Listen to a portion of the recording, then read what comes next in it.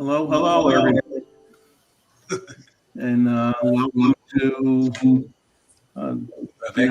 to our image review, Photo Lounge Live image review presentation for October 4th, and we appreciate everybody joining us tonight. Obviously, we don't start the images until we get a certain number of people in here. We have 81 images for tonight's show. I'm going to try to, let's see what's better here with the format here. No, that ain't working. Let's go back to this one, Jeff. Yeah, I've got, once again, I have too many things open up on my desktop, and I inadvertently blocked something that I had up here, of course, which I'm famous in doing. So I have to kind of get everything back in order here. Okay. So, like I said, we have 81 images tonight, and thank everybody that contributed for what's going to be shown tonight on tonight's show. And for those that did not, I just want to remind you, we don't bite. We don't criticize and critique your images unless you request us to do so. So I hope more of you think about sending in an image and or for a future show. That would be great. And after we say hi to everybody on the panel, we're going to say hi to those in the chat. And then we're going to, you're going to have to listen to a 5-minute dissertation from me. And then we will start getting into the flow of things. We only have 15 people in here, so we got a few minutes to kill. So let's start with, we go to Gustavo and move across the screen, and then go down to Chuck and go across. Let us know what you're working on, what you've been up to, if anything, and just say hi to everybody. Hi, guys. And as you can see, I'm not in my usual surroundings. I'm visiting my son. So we basically, that's what have been doing for the last few days, and taking some photos, but mostly on family time. But tonight I decided to connect. I apologize up front because there may be some technical difficulties as I'm not using my regular home office setup. So that's what's going on with me. But you sound good, and your son didn't kick you out of the house yet, so that's good too. Not yet. Not yet. Hello, everyone. Welcome back. Please give a like and subscribe if you're not subscribed. Where's the doggy? He's locked out because I got my cat right here sleeping. They still can't get along. Okay. You got to make sure the cat survives the night. Okay, so I've been mowing the grass, so I got probably won't be there much longer today. Okay. You wiped yourself out, didn't you? Yeah. Yeah, it's funny how those stupid grass blades can really wear you out. Yep. I have the same problem. David. Well, I finished camping for the season, and it may be a little bit too cool for my astrophotography because the wires that go all over the place as my setup, they're starting to get too stiff. And so they don't bend, and I got to figure out a solution for that. And the temperature is only +5. It's not cold yet. But anyway, over to you, Terry. Well, hi all. Well, there is nothing interesting around here at this time for me. I'm waiting for a bit better weather. For the last month or so, we are continually rain and clouds and everything. Yeah, we're waiting for the summer.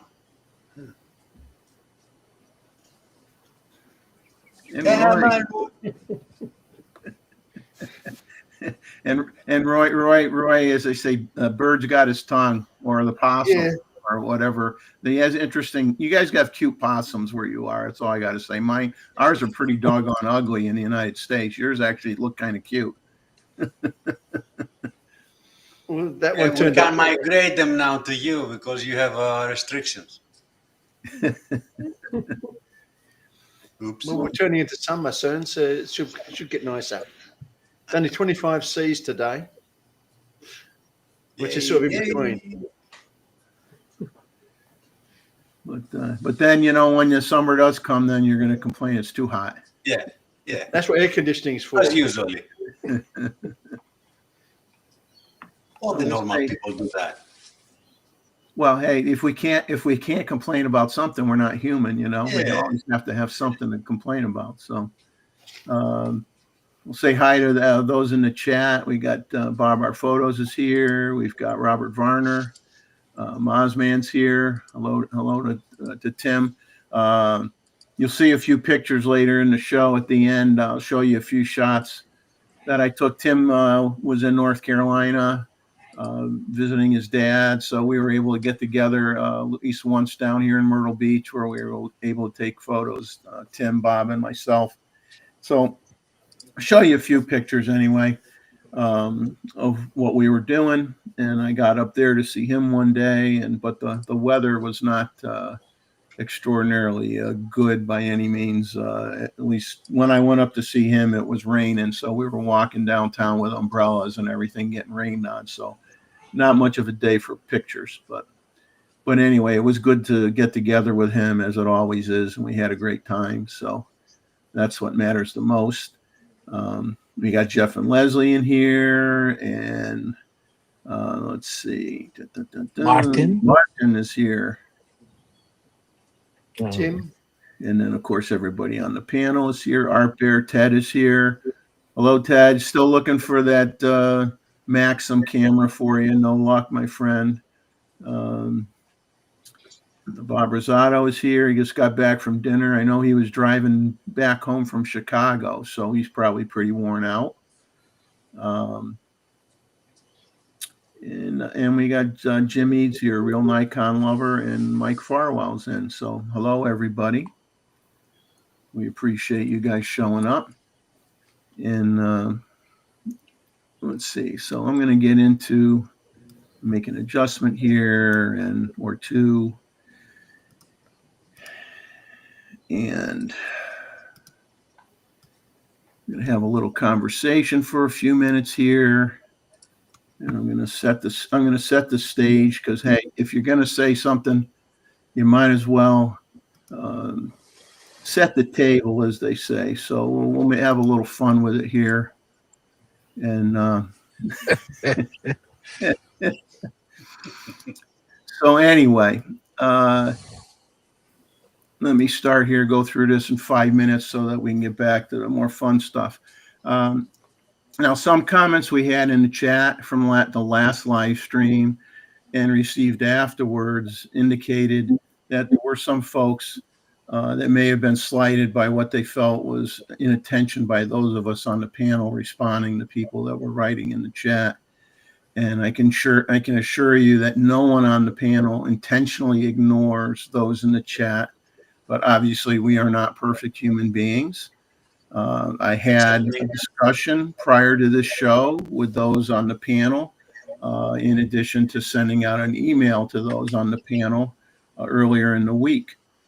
So that is a reminder to us all, myself included, that whoever is not actively speaking at the time should be paying attention to the chat.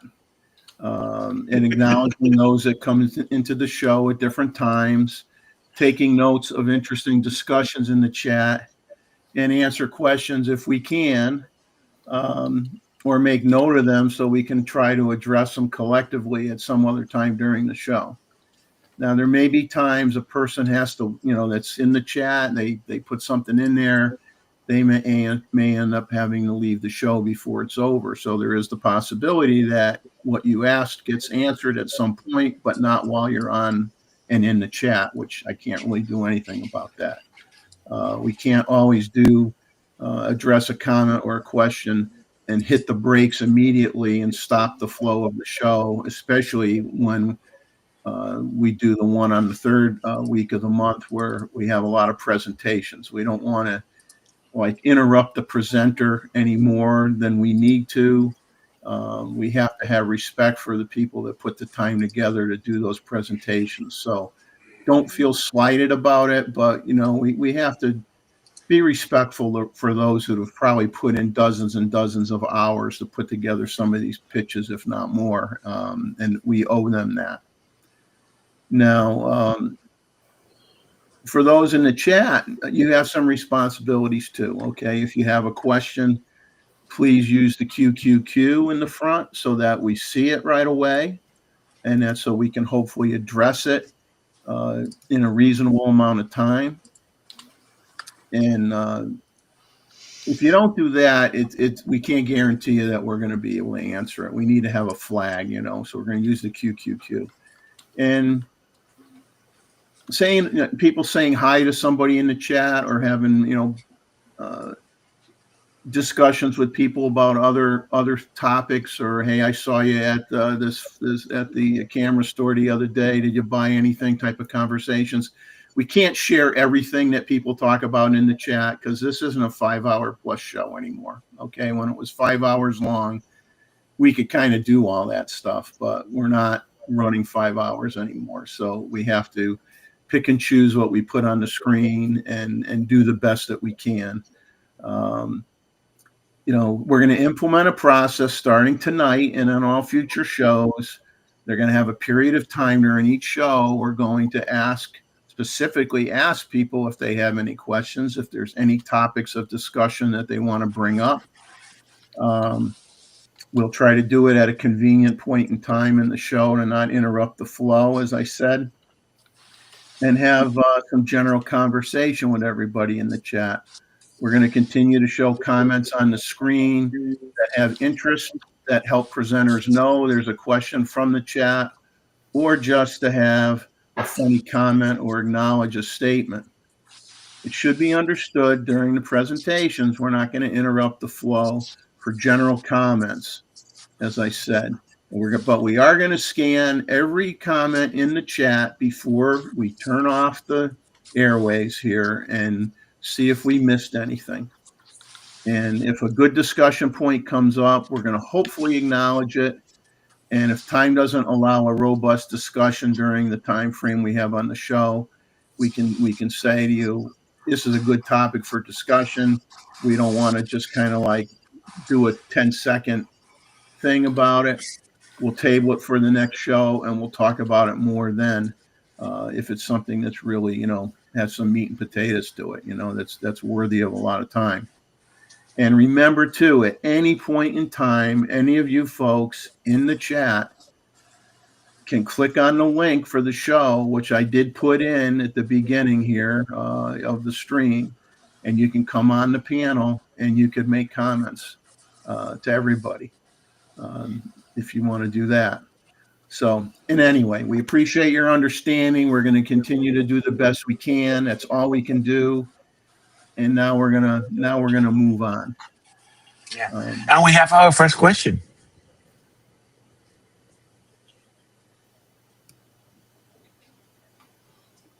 Thinking about getting a Z70 to 200 faster focus acquire and being good with the 1.4 Z teleconverter. Yes, it is good with the 1.4 teleconverter. You're gonna, my opinion anyway, you're not gonna have the teleconverters for the Z mount are much better than the teleconverters were for the F mount. I think most people can agree. I can concur. I have the same combination. It works fine. Right. John Nishi and what is it? Wayne. Walter? Wayne. Or Wayne, yes. Wayne did a review on the 70 to 200 and he loved it. It has no stabilization in the lens, but it is an in-focus barrel where it doesn't extend out. So if you're going for stabilization, get the first version. If not, if you like the less weight, But he's talking for Z. yeah, Yeah. that's what he's talking about. You're talking about The Z mount. yeah, yeah. He has a That has stabilization. stabilization in it. The second one doesn't. Yes. The Z have. The Z version have stabilization. The Yes. 7200. Both of Well, them the do. first one, yes. Second one, I don't think does. Doesn't have a second. Yeah, there is a second. It's $2,800. 7200. Yeah, second version. It's an in focus lens, doesn't come out, and it's not stabilized. Okay. Well, We're going to have to look into that. yeah. I think I'm a bit. Probably you're talking for the 2470. I think you The sure you're not new talking about version. the 24 to The 70 2470. version 2. The 70 to 200 has stabilization. Yes. And it is, Yeah. yeah. Yes, I think they were showing up the CR with the new Mark II It's 24 to 70. 2470, which Yeah. doesn't have stabilization, but it's a fantastic lens. Yeah. I think very well designed for the newer cameras to come and the just released cameras.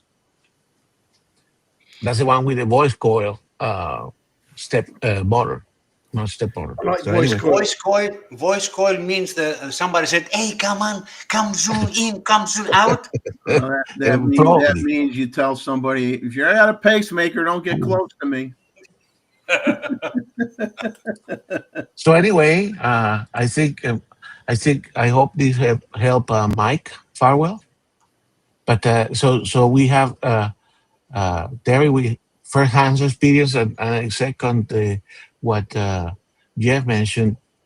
These converters on the C mount with the focus systems of the mirrorless, they are a different category than the old teleconverters. So I will not have any objection. I had the Definitely, I previous- would I recommend had it. the new ones. Even I know the difference. even the 2X, Gustavo's put the 2X, I believe, on the 800 PF and used it, and then had very good results with it. So if you Exactly. could do that, that says a lot. I mean, because the 2X used to be pretty crappy in the F mount days. I mean, the one I use a 2 x with 180-600. It's not bad. Not bad at all. And I know Jim, the real Nikon lover, he uses the 800 with the converters, included the ×2 converter all the time, and Yeah. he's very happy with it. I almost never used the converters on 850 because they were deplorable. Exactly. Yeah, the 1.4 was the only one I would use. The 1.7 wasn't horrible, but the 2.0 was. The 1.4 and 2, it was bad. Yeah. I want to share an email I got and congratulate one of our contributors here that sends in images all the time. And let me bring it up here on the screen. Our friend who's going to be actually doing a presentation. Correct me if I'm wrong. Maybe in not the next show, but the one afterwards, Michael. In November. In November. So he Yes. sent me an email today, and let me enlarge this here. Give me a second. Come on. Oh, that's good. So he just discovered that one of his images was selected for the 2025 Audubon Top 100. He was deeply honored since Wow. there were nearly 10,000 entries. So he apparently, this looks like he was number 17, and he attached a link here, but that's in my email. But if anybody wants me to forward the email to you so you can look at the link and see, I'm assuming you can see all the pictures that maybe were in the top 100. I did not have time to open the link today because I just got from him today. But Yes. congratulations to Michael. and just to tease you guys a little bit, he sent the pictures to me, and I forwarded them to Gustavo of what he's going to be using for his presentation. Send it to all, and we can vote for him. And you're going to really, really, really like what you see when he does his presentation. The pictures Send the email, and we can vote for him. were extremely good. But congratulations, Mike. That is fantastic. And indeed, send me that email. I want to see actually that photo or a photo from the similar series he shared in one of our image review. Yeah, Because I remember. Yeah. I remember seeing that photography. Hey, we all have photographic memory. Our neurons may not be working, but our photographic memory still works. So I remember seeing. I still remember seeing that image, which of course we loved. So congratulations, Mike. That's fantastic. And indeed, we're looking for your presentation, and we will do a reminder. That's in November meeting. Yeah. Okay. So and we still have basically it's in the back because we have the images, and as Jeff said, the images are believe me are fantastic. So, and he will tell us a little bit about the places that he visited as well. So it's not going to be only the photos, but also his experience on that trip. Which, by the way, I saw, and I don't have it here. I saw talking about Mike. I saw YouTube that came into my setup that's saying, hey, it was a nature photography grouping.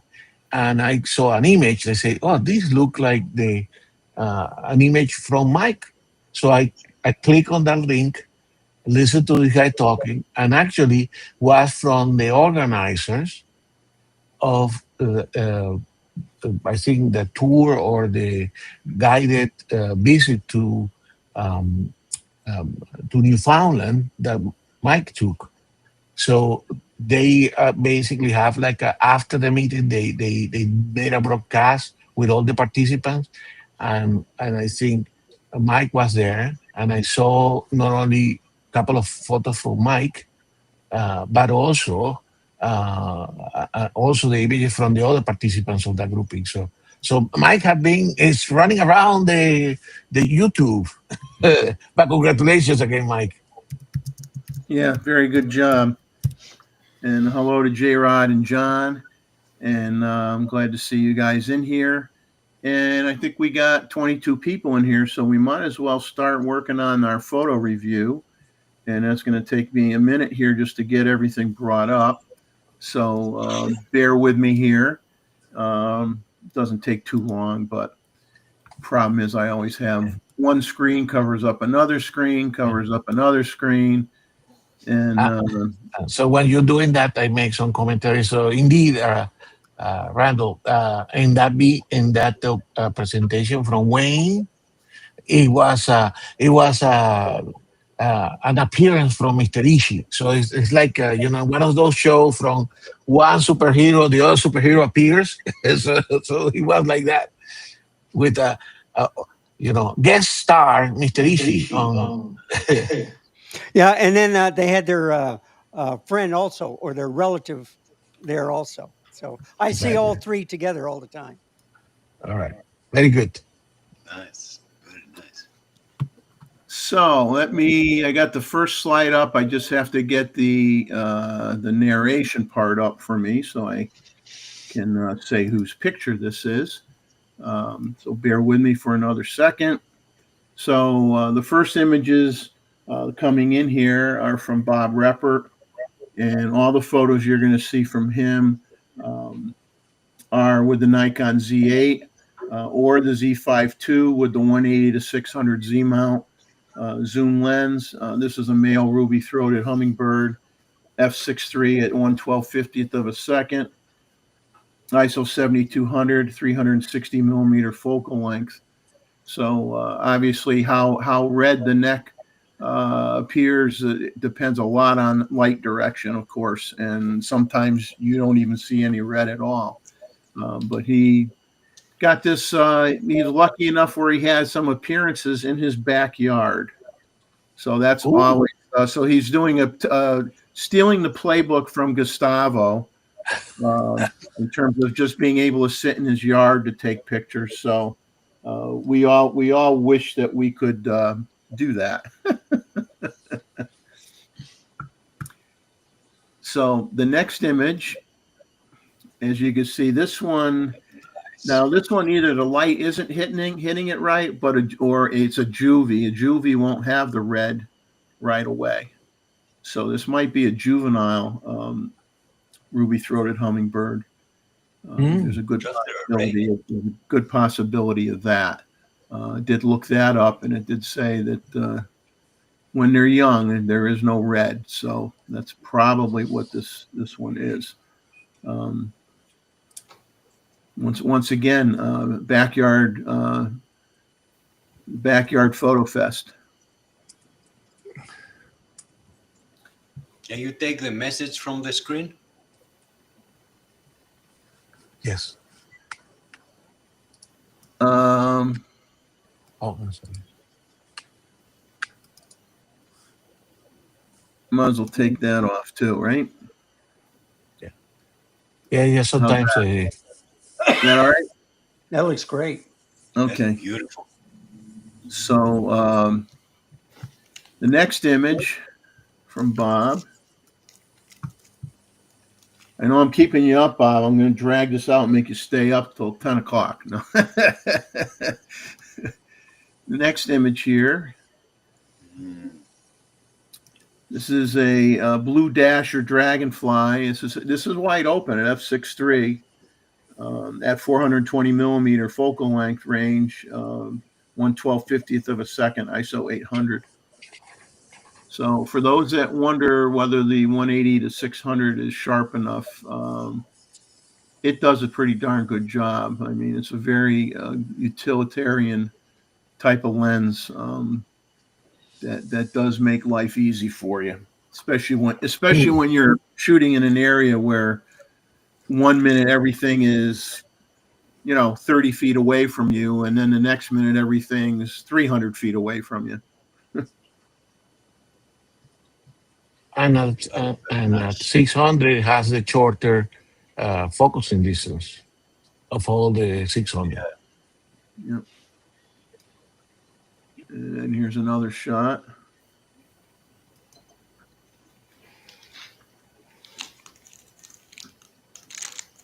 Like to stay there so long. Yeah. Well, I think he hit it with some freeze spray. I'm not sure. Yeah, never happened to me. Boo hoo hoo. And then Bob's last image here is another. Here you see the throat lit up. Oh, lovely. Nice. And as we say, it's all about the light and light or lack thereof. Light, right, can make the image. So cute little fella. And Bob knows it's difficult to get the colors of the gorget, correct? So you take a lot of pictures and you don't see the colors. So fantastic, Bob. Congratulations. Yeah. Very nice. So I'm gonna have to just sneak over his house some morning and say, "Hey, you take a Exactly. picture of these hummingbirds that I don't have in my yard." So our That's next, the way it is. I'll give you a heads up who the next couple contributors are coming up. We got Luis next, and then we have a couple shots that I apologize ahead to a real Nikon lover, Jim, that were buried in my emails that should have been shown at the last photo review, and I didn't get them in there. So I did send them an apology letter, and they will be shown tonight. So we got a few from Luis here, and then we got a couple from Jim. So Luis's first image here is he took this in March of 2024 in Boca Zapata in the north of Costa Rica. They're two brown-hooded parrots fighting for the same branch. He's mine. He's mine. It's mine. Beautiful. Well, yeah, that's and this was shot wide open at 600 millimeters. And what's tough sometimes is it doesn't always take much of, if the birds aren't perfectly in line with each other, Oh well. you could get it where the head of one is sharp and the other one is not sharp. But in this case, he got them pretty much, dead nuts in line with each other, because the eyes are sharp on both of them. So worked out well for him. Now the next image, I'm not going to say would keep me up at night if I saw it in my palm trees or something in my yard, but I'm not a big. Hello. This was also taken in March of 2024 in Flores, central Costa Rica, in the wet tropical rainforest. It's a ringed tree boa, not to be confused with the much bigger cousin, the boa constrictor. But this small species, he's calling this a small species, likes to climb trees and was some 2 feet or 60 centimeters long. There was some ambient light, but he used a flash below full power. Did some test shots beforehand to check the exposure. And this was with the Nikon D7100. And he likes to use his Tokina 100 millimeter macro lens a lot. That seems to be his go-to macro lens. I noticed a lot of his images, he uses that. F16 1/200th of a second, ISO 4500, -1 EV, but he did use a flash. You do see that little nice little illumination on the head there. So good job, Luis, as always. Yeah, nice one. And then if you don't have a problem with snakes, you might have a problem with the next picture. Because he's teasing us here. He's going to show us stuff that makes certain people squeezy. Like, do you like bats? Hello. So These are super cute. he took this in the same location as the previous picture, but it was in 2022. These are Honduran white bats. They create their own roofs or tents to sleep under during the day. They bite, and then they fold these large leaves over on top of each other, so they have, they're covered up. He says this small group was under a leaf at about waist level. Shot was taken during the day. He had enough light to focus. He used his Godox flash at a very low power to lighten the shadows a little bit. And once again, the D7100 with that Tokina 100 millimeter macro. Wow. Very nice. Fantastic. Then the last image that Luis sent in here. This was in October of 2019, before sunrise at the Hoop Nature Reserve in South Africa. He said the bird is some kind of shrike. He took the shot from quite a distance to the subject, but he wanted to capture the mood of the early morning light. Says back in 2019, he was only shooting JPEG files because he had little to no experience with RAW files. But he says this picture still turned out quite good. He reprocessed the picture again for this show using the software and workflow that he currently uses. This is with the Nikon D750 with the Tamron 150 to 600 millimeter lens at 600 millimeters, f6.3, 1/800th of a second, ISO 3600. Very nice. So that's everything from Luis. Wow. It's fantastic. And Nice series, So as always. yeah, we appreciate it, Luis. Keep on sending stuff in, man. And then bringing in a couple images that Jim, like I said, sent me, got buried in my wonderful large grouping of emails, and I just didn't pick up on it. So I And apologize. one point that I think Luis tried to make with this is that with the modern software, you can still get a lot of even much better images, reprocessing your raw files, correct? In terms of noise reduction, ability to sharpen, ability to control the light, to mask. So I think we're while going through your catalog, and I say this is an excellent example of that.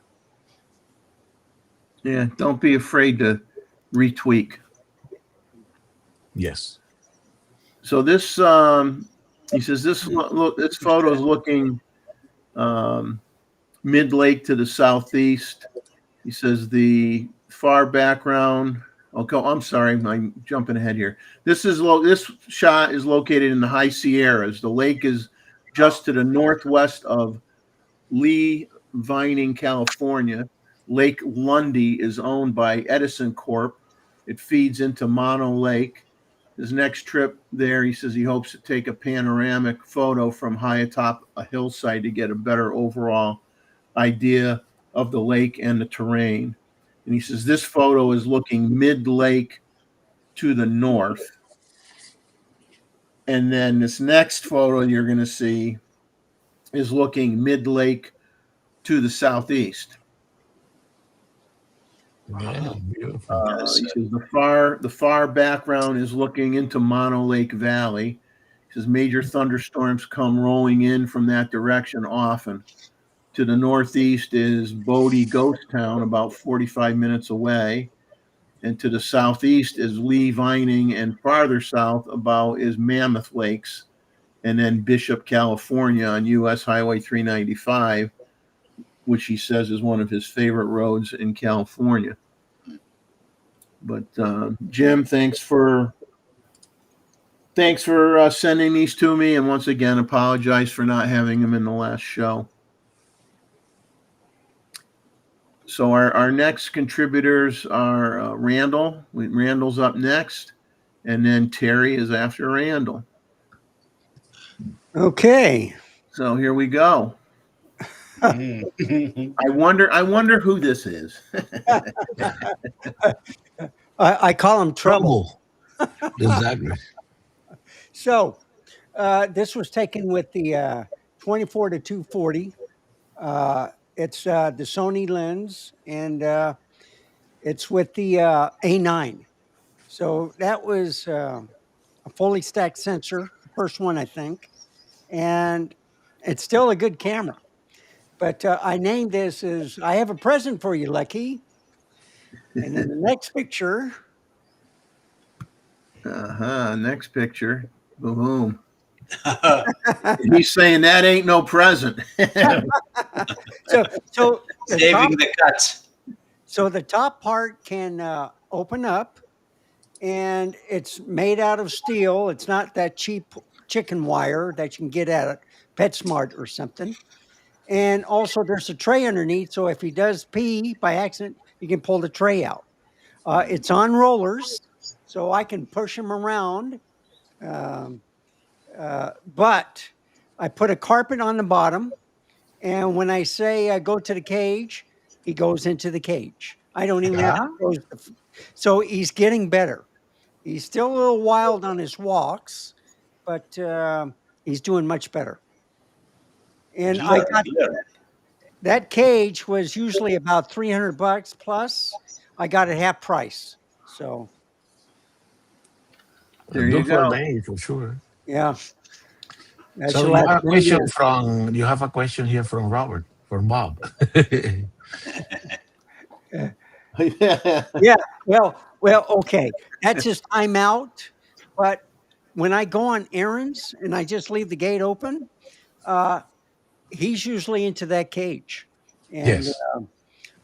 that's wonderful. And then when I come in, then I said, "You want to come out?"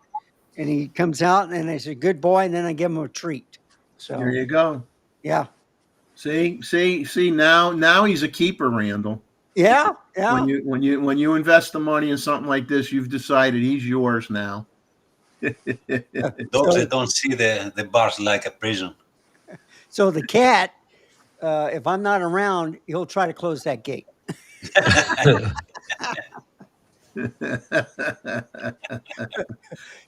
So anyway, the next picture is now we have Randolph Air Force Base right next to us, and I should say Randolph Brooks, I believe, but it's in Schertz, Texas, just north of San Antonio by I-35, and they have people all over the world come to this training facility to fly planes. And first they start off in the propellers, and then they work themselves up to the jets. This was done by the Z63, as you can see. And let me get back. I messed up right there.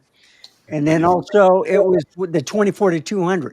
So this series was, I was trying 4 different cameras with the all-in-one lenses, like the Panasonic S1R2 with the, the 28-200, the Z6 III with the 24-200, the A9 with the 24-240, and then of course I had the Canon also, the R5 II with the 24-240.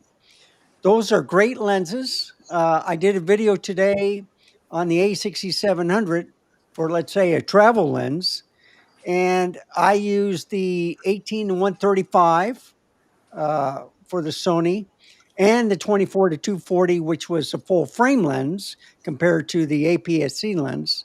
And they're great lenses. So if you take one wide field of view prime, like a 20 millimeter, and then with a 24-240, that would be good. Now, if you want to take the 100-400 or whatever, that's up to you. But if you're not going for any wildlife, just doing a little landscaping and stuff, I usually just take the all-in-one. So, and then of course the next picture, this is the what was it? Yeah, this is the Sony, but it is the point and shoot camera, and it's the RX100 Mark VII. Okay, it can do 4K 30. I think there's a 30-minute video record limit on there, but it still takes great pictures. And if I go here, I think it's at, yeah, so it's at 72 millimeters. I think it was, it's f2.8 to 4.5, but I had it on, I think, in program mode at 5.6. And the ISO is at 100. But this is down the street, and they pick all the leaves, and then they just lay there. Nice and sharp. Yeah. They lay there near the highest branch, and they're waiting for the eagles to pick them off.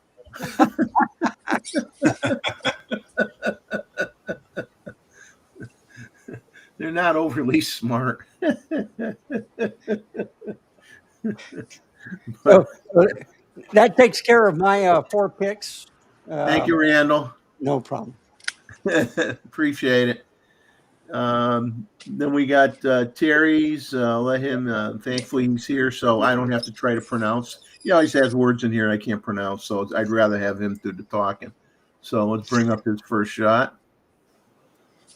Well, this time I try to give you, instead of the 5 random pictures, this time I try something with a theme. As the last 2 weeks I've been visiting the center of Australia. We call it the Rock, or the Uluru, or Ayers Rock as we was calling it before. It is a sacred monolith of Aborigines. It's a huge monolith. It's a 348, I think, meters high, and connected with another big. I'll show you a little bit further on the next photograph. It connects the same rock, connects to another big rock formation, straight about 20 or something kilometers away, in straight line. And it is something really, you have to be there to understand the feeling. The first time I've been there, I was struck. It was really something. I understand how the Aborigines felt that this rock is sacred. There is something different. The sky is wonderful with So the with the orange nine, and the yellow and the purple tones and everything. yeah, it was the sunset. Yeah, beautiful. Actually, no, sorry, this is sunrise. The sun is behind the rock at this time. Behind the rock. Yeah.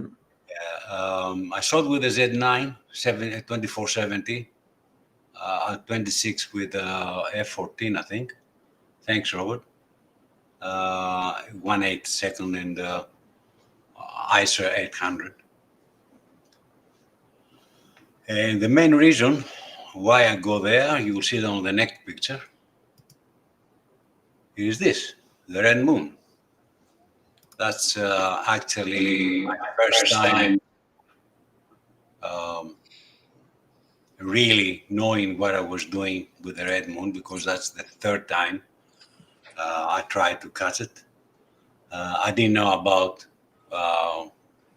totality and hours and all this. This time, the reason I go there was I wanted to make this moon over the rock, but I miscalculate the time because the red moon was at 3:30 in the morning, which wasn't possible to make it with the rock. I did it on the next shot. I don't know if it is visible enough through the YouTube. It is, of course, it's composite.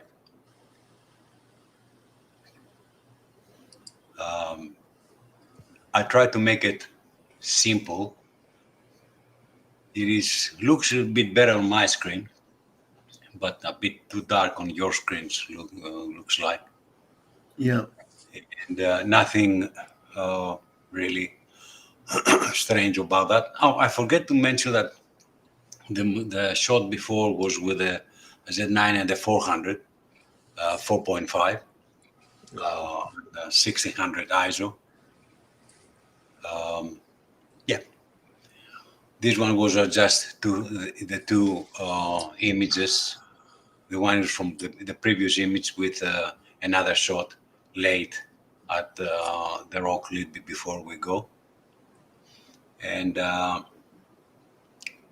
I'll show you next the other side of the Uluru, the rock which is about 20-something kilometers straight away. Wow. It is underneath the ground is connected. It is the same rock. This is a panel of 12 images, vertical images, shot with the Z9 at 2470 at 65 millimeters f13, 1/500th of the second, and ISO 100. Only there you can understand the size. And yeah, I really like this. I have this previously done, my first excursions down there, but I didn't have any good sky or whatever. This time I was a little bit luckier. So the Yellows the in the grasses, foreground. exactly. They are what, spinifex grass, or what are the grass in front? I don't know the thing you said. I don't know what's this. It is, as you can understand, it's a winter here, and it is yellow. Okay. It is about 50, 60 centimeters to 1.5 to 2 feet high. And it's some sort of grass, correct? Aborigines burning it every now and then to Okay. keep up the control them, and you can see actually if you can notice the black color of the little trees Yeah. are from the fires. Mm-hmm. Okay. When they do the burns. Yeah. Yeah, when they make the burning, Yeah. they're very, very good, and it saves a lot of trouble. It is controlled burning now, of course. With the rangers, they're doing it every I think every 6 months or so, maybe less. I'm not absolutely sure about that. Yeah. That color is really really something. Yeah, it is the contrast between the yellow and the red of the rock Yeah. Yeah. is something really attractive, and the trees there remain green. It's almost always green anyway. But yeah, it was something really nice. They have a platform there that was really nice. They have a platform for everybody. And you can go and see the Katajuta, as they call it, or Olga's Mount before. You can see that panoramically there. It's really, really nice. And for last, just before we go, we try ahead and one more try to the Uluru and start raining. And everybody was telling me, oh, time to go. I said, no. I had a feeling something would happen. And what happened was that. It was drizzling, actually, not really, really rain. But that's why I stay, and that was the result of that. And then you showed them this afterwards, and they were mad. They left. Well, after most of them, they asked me, yes, send me the photographs. Yeah, that was shot with the Z9 again with the 1424 because I wanted as wide as possible at 14. F16 to have most of the everything focus. 1/50th of the second and 800 ISO because the light was starting to go down. Yeah, that was the conclusion of the conclusion of our trip in Uluru. That was the last photograph, actually. Wow, that was a great outing. Wonderful series. Yes. Thanks. Excellent. As always, you're gonna get some of us to go to your neck of the woods one of these days, I think.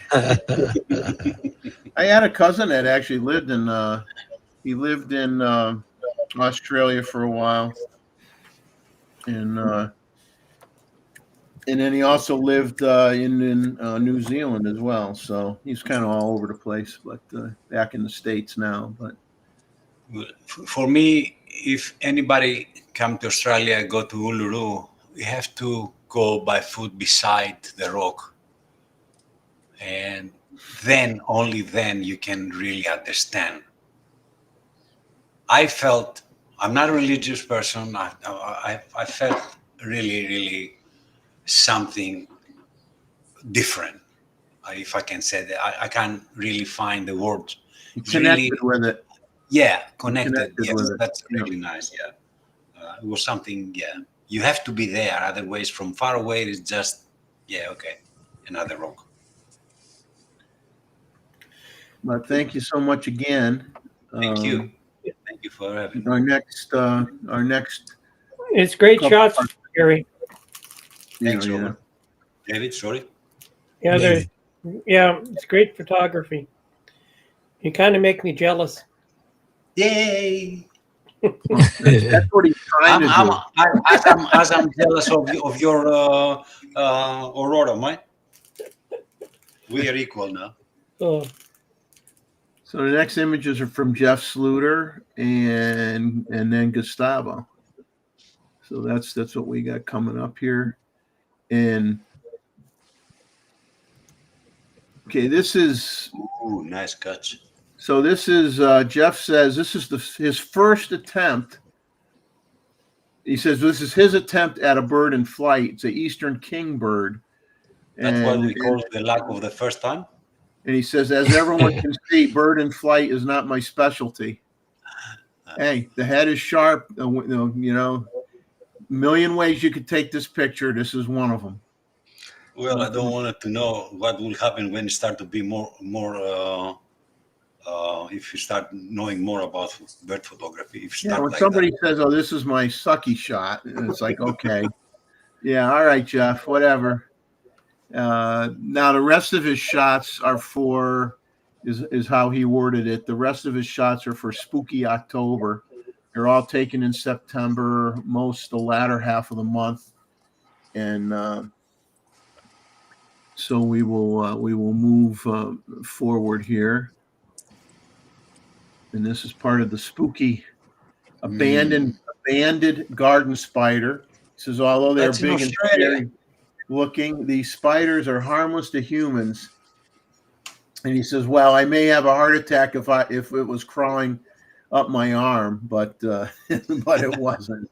Canon R7 with the 100 to 500.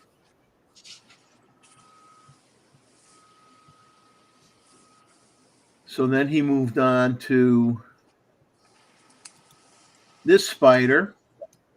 He says he calls this shot "Dead Men Walking." He says the larger garden spider, Find the the female, yeah. center of the web is the female, and he says the smaller ones are males. Very few males live long enough to have a romantic encounter, and the one who does rarely survives the event. The female will instantly attack and kill the male that enters her web unless she is convinced he is the one. Then after the event is completed, she'll kill him anyway if he doesn't get away fast enough. Tough to be a male spider. But males, Now, his next shot he calls Am I on the Menu? no, He has this like the saddle. pygmy, he has this Carolina praying mantis.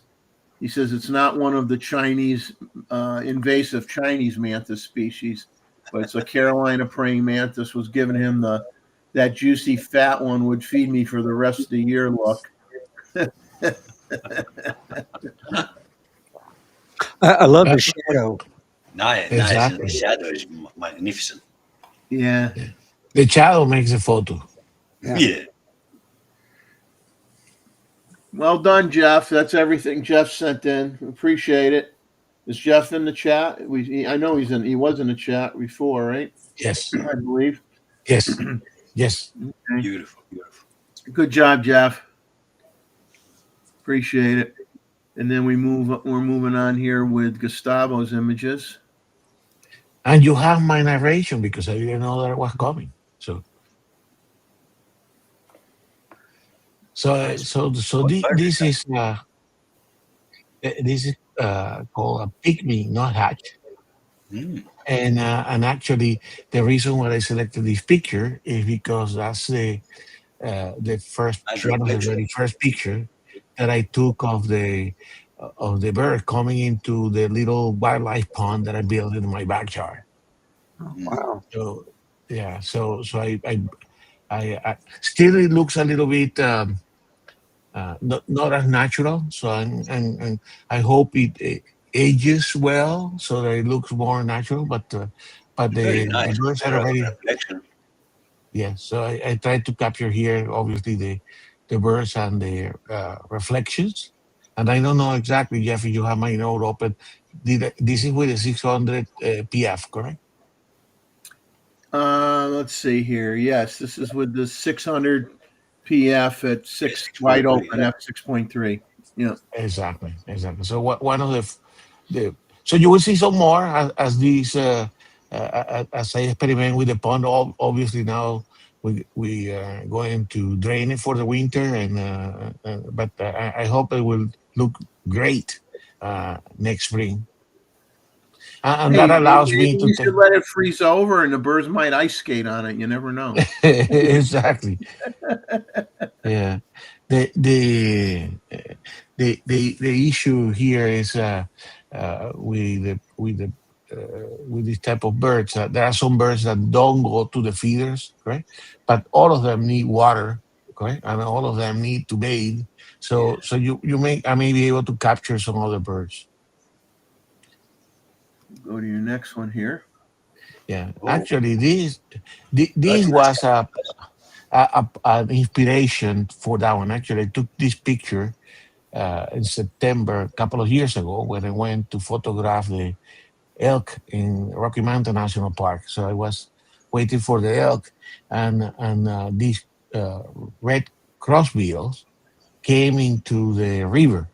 Correct. So I said, oh, maybe I try to recreate a river and have it as a background to some of the photos. So this is how the river looks like, and some other part of the little pond look more with big uh, uh, stones and around. But you can now the crossbills, one of my favorite species. They are highly erupted, so some years you see them, some years don't. As you know, the crossbill has a peculiar beak that is designed to actually extract uh, the seed of conifers.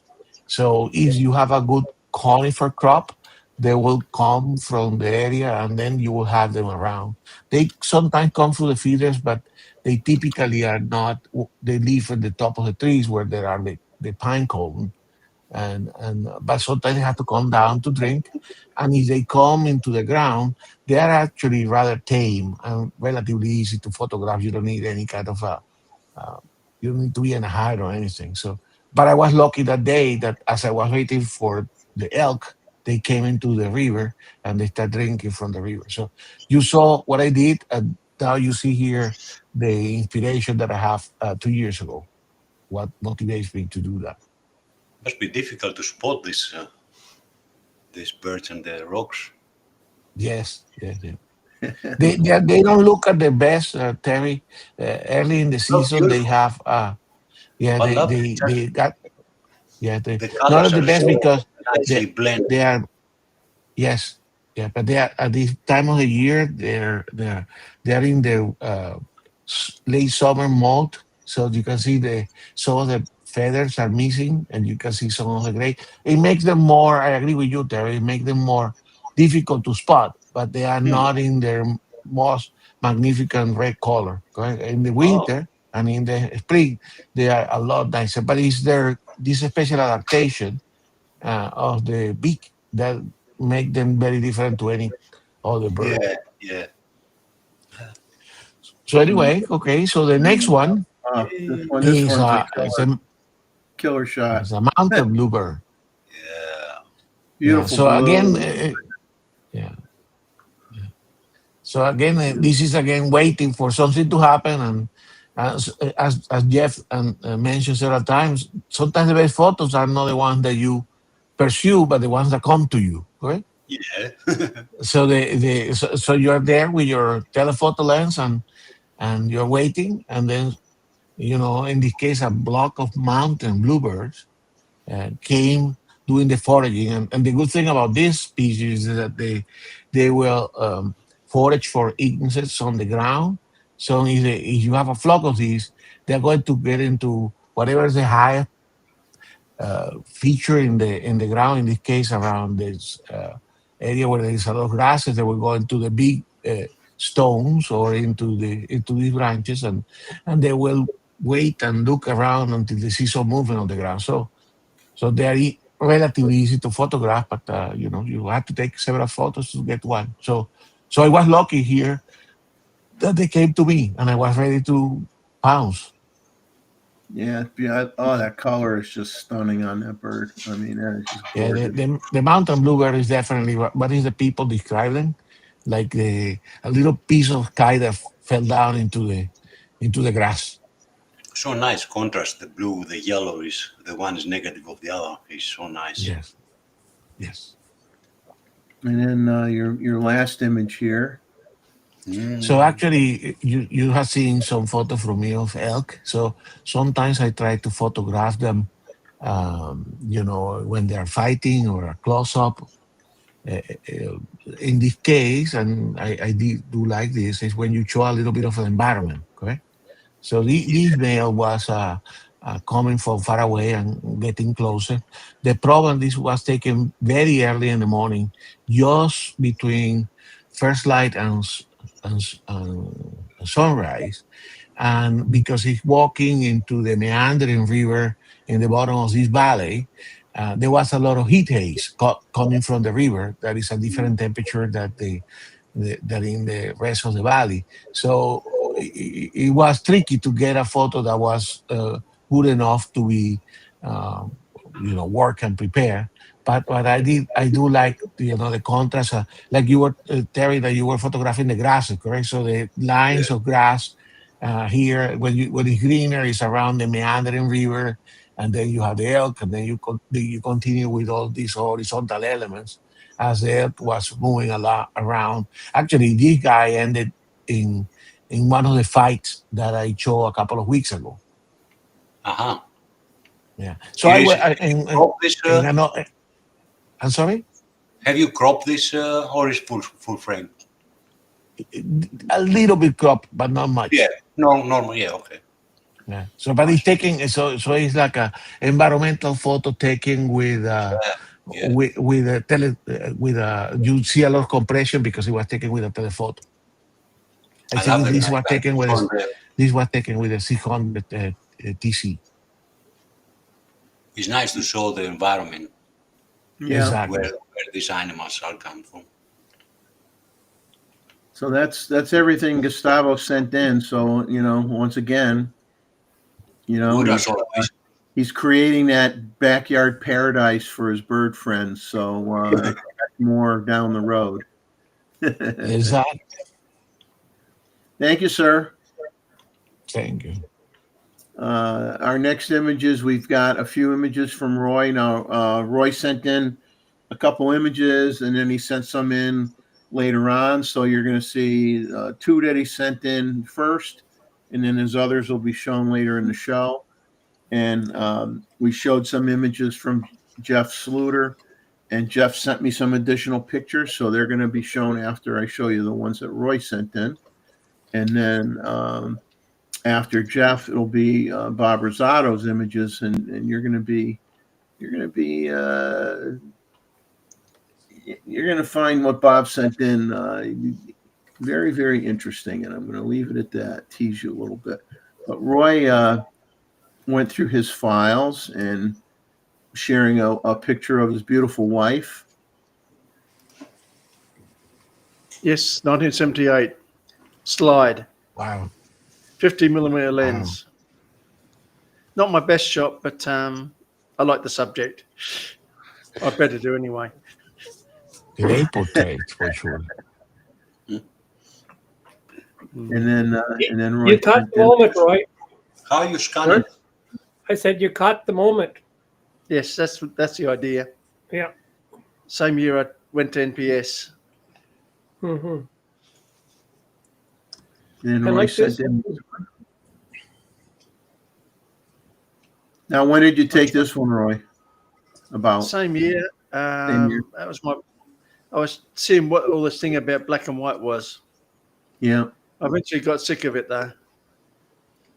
You went from you went from this to this and said, I like that better. Yes. How you scan it, Roy? Sorry. How you scan It's a bellows with a macro lens on a D850. Okay. Yeah. Thanks. This goes into JPEGs, but that's good enough. Yeah, fair enough. Slides are pretty low res anyway. And what slide film did you use on that one, Roy? On the prior one? Depends on what year it was. 78 is probably still Kodak. Okay, could be color extra. film. Okay. I don't remember. The colors are still nice. Or do you have to correct the colors when after scanning or not? No, I just like keeping them as they were. All right. That's the You kept memory well. that was. So Roy sent in these two, and then I think he sent me in at least two more later on that we'll see. So he gets to take a rest from talking now because I know Roy likes to talk. So we'll Never shut me interject up, with yeah. with Jeff's additional images that Jeff sent in. This first one you're going to see really, oh man, I'll tell you, this is something. This is Morning. a dew-covered moth. So he wrote to me. He says they're gonna be out snake hunting this weekend. Not sure what the internet connection is going to be like. He did come. He is in here, obviously. Looks Which is like a great. Jew with a moth. A dew-covered moth, and that's phenomenal. Yeah, I've never seen one. That is. He says he thinks these are called mist flowers that it's sleeping in, but that is so cool. That is so cool. Obviously, he got up very early in the morning to get this one. Oh, yeah. And then his next shot has a nice amount of dew on it as well. He's doing the dew. New England asters, these are called. Okay. All light rain. Yeah, wonderful. And then he moved on to this is the last shot in the second series that he sent here is images of a bumblebee snoozing under some white aster flowers. So yeah, he got up early in the morning. No doubt about that. Doesn't take long for dew to disappear, you know what I'm saying? So thanks for sending in those extra images, Very Jeff. nice. We appreciate it. Very nice. Very good. Now we're going to go to Bob Rosato's images, and Bob's nice enough to give me some history on these shots. So this first image, he said he didn't have anything new to share, so he sent a set of images when he went to watch the launch of the last space shuttle launch, which was STS-135 on July 8th of 2011. So these are some old shots, and so this is Bob has this is the STS-135 helicopter patrol, and Bob has a NASA contractor badge, so he's able to get on site at Kennedy Space Center. So he decided to fly down and watch the last ever shuttle flight. And he says this first image has a bit of a story associated with it. He says, as you may realize, you know, NASA takes security very seriously. He's looking for aliens. There was a NASA helicopter flying around the crowd. He was set up by the vehicle assembly building. And as the helicopter flew overhead, he took some shots. So when he looked at him, he noticed there was a sniper hanging out the side. Yeah. He says, this is all Looking for NASA aliens. personnel that are on site, but they don't take any chances. He says, behind the sniper in the back of the helicopter was a NASA photographer in an orange vest documenting everything. So back in 2022, Bob was nominated for the RNAS Stellar Awards, and that's like the Oscars of the space industry. Every year or two, they also give out a Space Communicator Award, and that year they presented it to a gentleman named Bill Ingalls, who is one of the main photographers at NASA, and he photographs a lot of the launches as well as other events at NASA facilities. After the event, a lot of people were hanging out around the hotel bar, and he noticed Bill over there, so he went to introduce himself. They talked for a while, and at one point he said, "Were you at STS-135?" And he said, "Yes." I followed. He said he followed up with, "Were you in the chopper?" And he said, "Yes." And he says, "Well, I have a photo of you." So Who you are? how things can work out. He took this with the Nikon D7000 with the 300 millimeter f4D IFED AFS lens with a 1.4 times tele, 630 millimeter full frame equivalent, exposure 1/320th of a second at f5.6 ISO 320. So his next picture here. Yeah. This So is- let me ask a question before to go to that one, because I guarantee you that when he took that picture and pointed the camera at the helicopter and saw the gun, I think he probably lowered his camera very quickly after that. Well, So- he probably so didn't show us the shot where the sniper rifle was aimed at him. Exactly. He probably waved his badge from the distance. No. So this is what he says is the Airstream RV that takes the shuttle crew to the launch pad.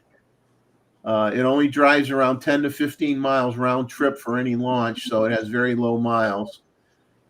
This was also taken with the Nikon D7000 with the 18-105 f3.5 to 4.5 DX lens at 18 millimeter, which is 27 millimeter full frame equivalent. 1/320th of a second at f9 ISO 400. That Now, probably is in a museum now, because I think they drive them in these modified Teslas now, correct? I have no So clue what they use, but yeah. interesting. Maybe he should have put a bid on to see if he could get this for camping, Yes. right? Make a nice camper. But no, Bob, did you know how long this was in use, or is this from the more recent time, or have been used already for quite a few years? That's interesting vehicle. Now, the next image he took, he was in front of the vehicle assembly building when he took this shot. Oh, Very wow. very few people are going to get this shot, let me tell you. This is about as close as you could get, which is 3 miles away from the launch pad. He says the only folks in front of them were the closeout crew, and there's a rescue crew that's in bunkers that's much closer to the launch pad. He says you can see the closeout crew and the Astro van in the foreground. There were a lot of clouds around, and they were all hoping they would scrub for the day and launch the next day as the weather would have been better. But they really wanted to launch that sucker that day. He says shortly after launch, he felt a momentary heat flash on his face. He says he thought he was imagining it, but the guy next to him said he felt the same thing. The heat from the boosters must have reflected back from the clouds, and they were feeling it from what must have been 4 to 5 miles away at that point. And this was also taken with the D7000 with the 80 to 200 f2.8 D EDAF, and the one with the 1.4 times tele, shot at 200 millimeter equivalent to 420 millimeter full frame with tele converter and DX crop, exposure 1/1000th of a second, f7.1 ISO 200. Yeah, to get close enough to get this shot, I was doing some emails back and forth with them. Had to have been extremely, probably the same feeling you had at the Rock there, Terry. You know what I mean? Yeah. Yes. To see something Fantastic. like this that close. And Beautiful picture. Beautiful picture. his next image here. Story. Shows the Oh my story. God. He says, due to the cloud cover, they lost sight of the shuttle Atlantis around 30 to 40 seconds after launch, but managed to capture it as it was going into the clouds with a pretty cool glow in the clouds. Nikon D7000 with the 80 to 200 once again with the teleconverter. And then you got another. So this is the a little less than 2 minutes. Excuse me. This was taken a little less than 2 minutes after the launch, and you can see the residual smoke trail going up into the cloud. And the shadow on the top. Yeah. Yeah, he says the darker band that goes to the left in the clouds and curved away is the shadow that's being cast by the smoke trail that's above the clouds. Wow. And this goes with the D7000 with the 18 to 105. and 18 millimeters. And those photos will never be taken again. No, no. Um, That's one pull. so he, that's a once in a lifetime experience, and I'm sure he's never going to forget it. I mean, that's incredible. So, And, Bob, I appreciate you digging back into the archives here a bit and sharing this stuff with everybody because and you see, Um, I've never seen a picture with the shadow of Yeah. the flume, going up. That's amazing. and I know people like Jim do a lot of photography of the launches there in some of the bases in California. And Randall, I mean, you have the Yeah, Brownsville, correct? yeah. That is a great outing to go.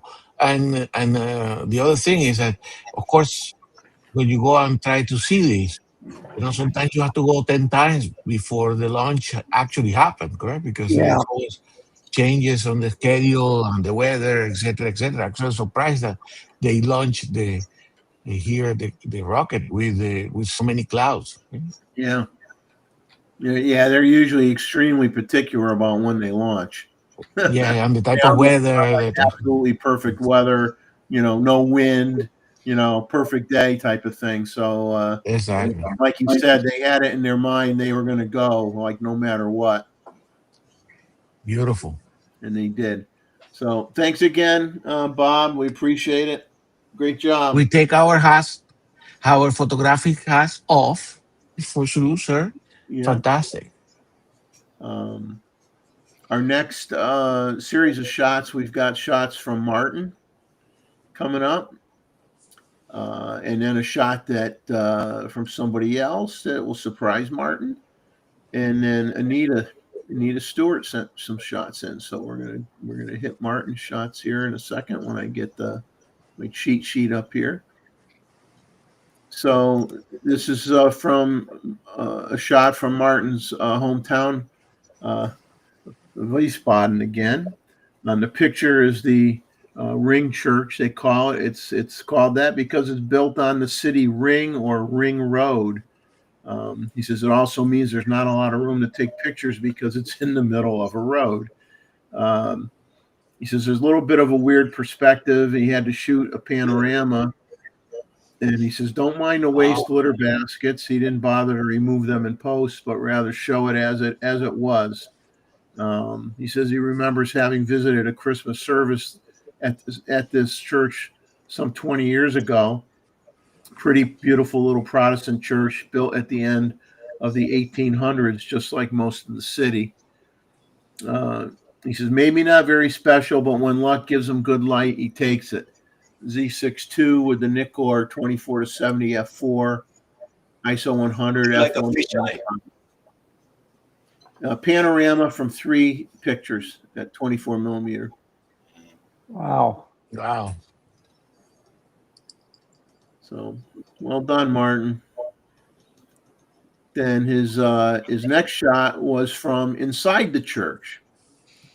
So this is looking at the ceiling. He said the church was open to the public that evening. He took a photo of the ceiling. He liked the way the lamps lead to the center of the frame, and he says, yeah, I know the ceiling might need a paint job. Upper left-hand corner and the upper right-hand corner, you can see where you might need a little paint touch-up done. Z6-2 once again with the same 24-70 f4 lens.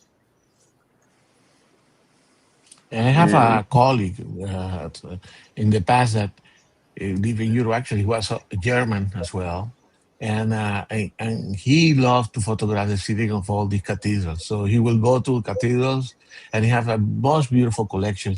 Will lay down in the floor and then take the photos of the ceiling. That's what I would do, and it would be cool. That is when I'd want a full circular fisheye lens. Exactly. And you're shooting up at a ceiling like that. That would be cool. He made a fantastic collection of photos. Yep. Congratulations, Martin. That's fantastic. So his next shot here, he says something he had not seen before. To be honest, he says he has, but he says it's a common toad, which are kind of common. But the strange thing about it was its color. He says usually they're dull brown. This one was red, so he hadn't seen a Oh, toad. we heard something. Heard He- something offensive there. Yeah. He says, "Isn't it pretty?" Question mark. Yeah. He says, "I really love amphibians, but this one was special to him." And once again, this is with a Z6 II and using the Nikkor 105 S lens, ISO 640 f3.2 1/320th of a second.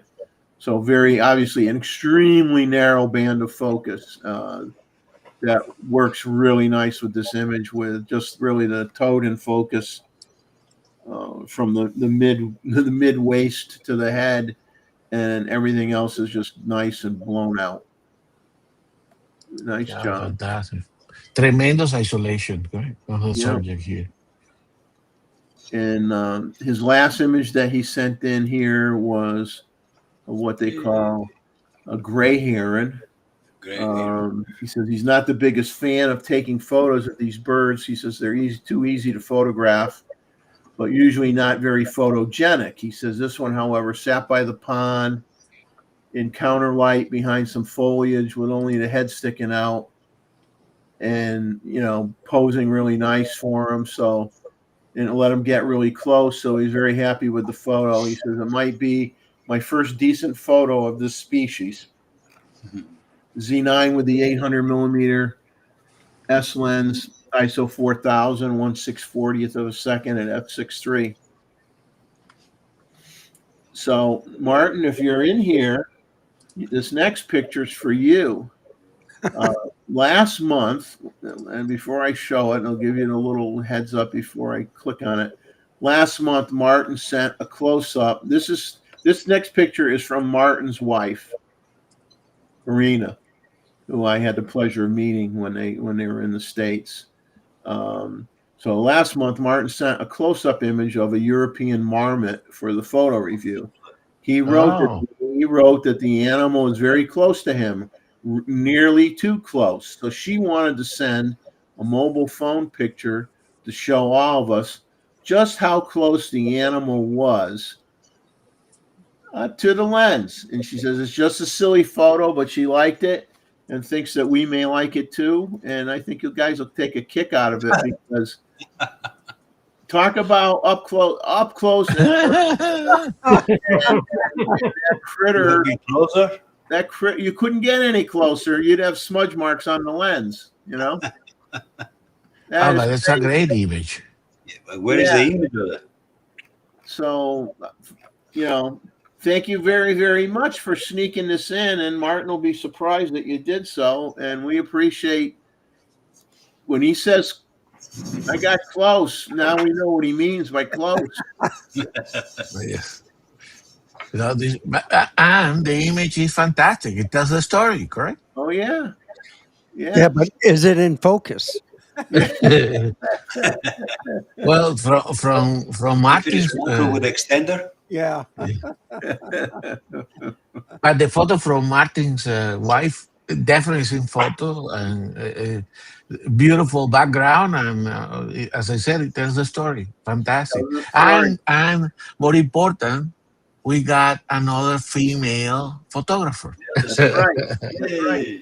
She does take pictures with them. I mean, she I had know. her camera when they visited down here in Myrtle Beach, and they were both taking pictures. So she does take pictures very well.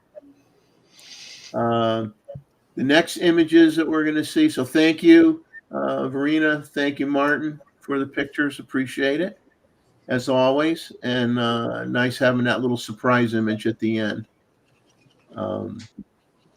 Our next contributor is Anita, and after Anita is David. So how convenient. I lined that up perfectly. Excellent segue between our female photographers. Yeah. So this is Anita's first shot. She says this is a typical harvesting scene. Many of the farmers are still combining. It's not uncommon to see up to 8 combines working in the field at once.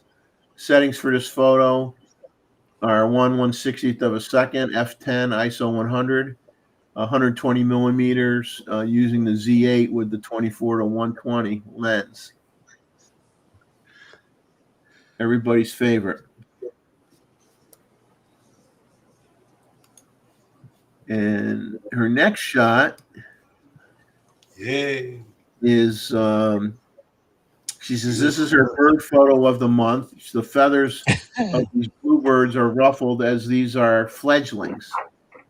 Okay. 1/8000th of a second, f6.3, ISO 1250 at 600 millimeters using the Z6 II with the Z mount 180 to 600 zoom lens.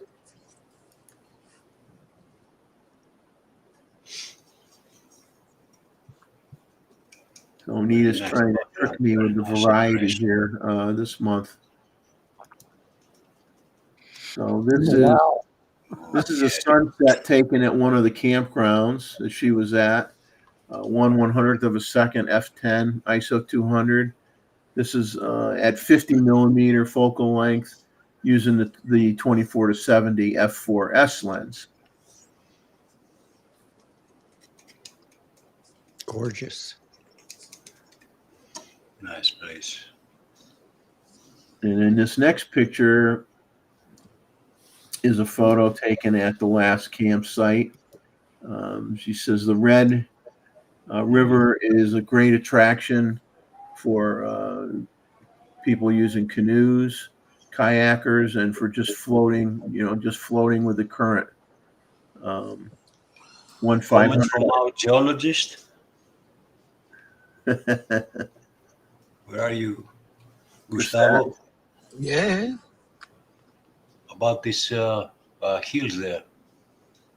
Well, some sort of sedimentary rock, but that's as far as I can tell you from this distance. Now, beautiful image, Anita, as usual. Then let's see. She got a picture of this antique car that is surprised there's no for sale sign on that sucker. Somebody picked that up. Very nice. Plant life is included with the purchase.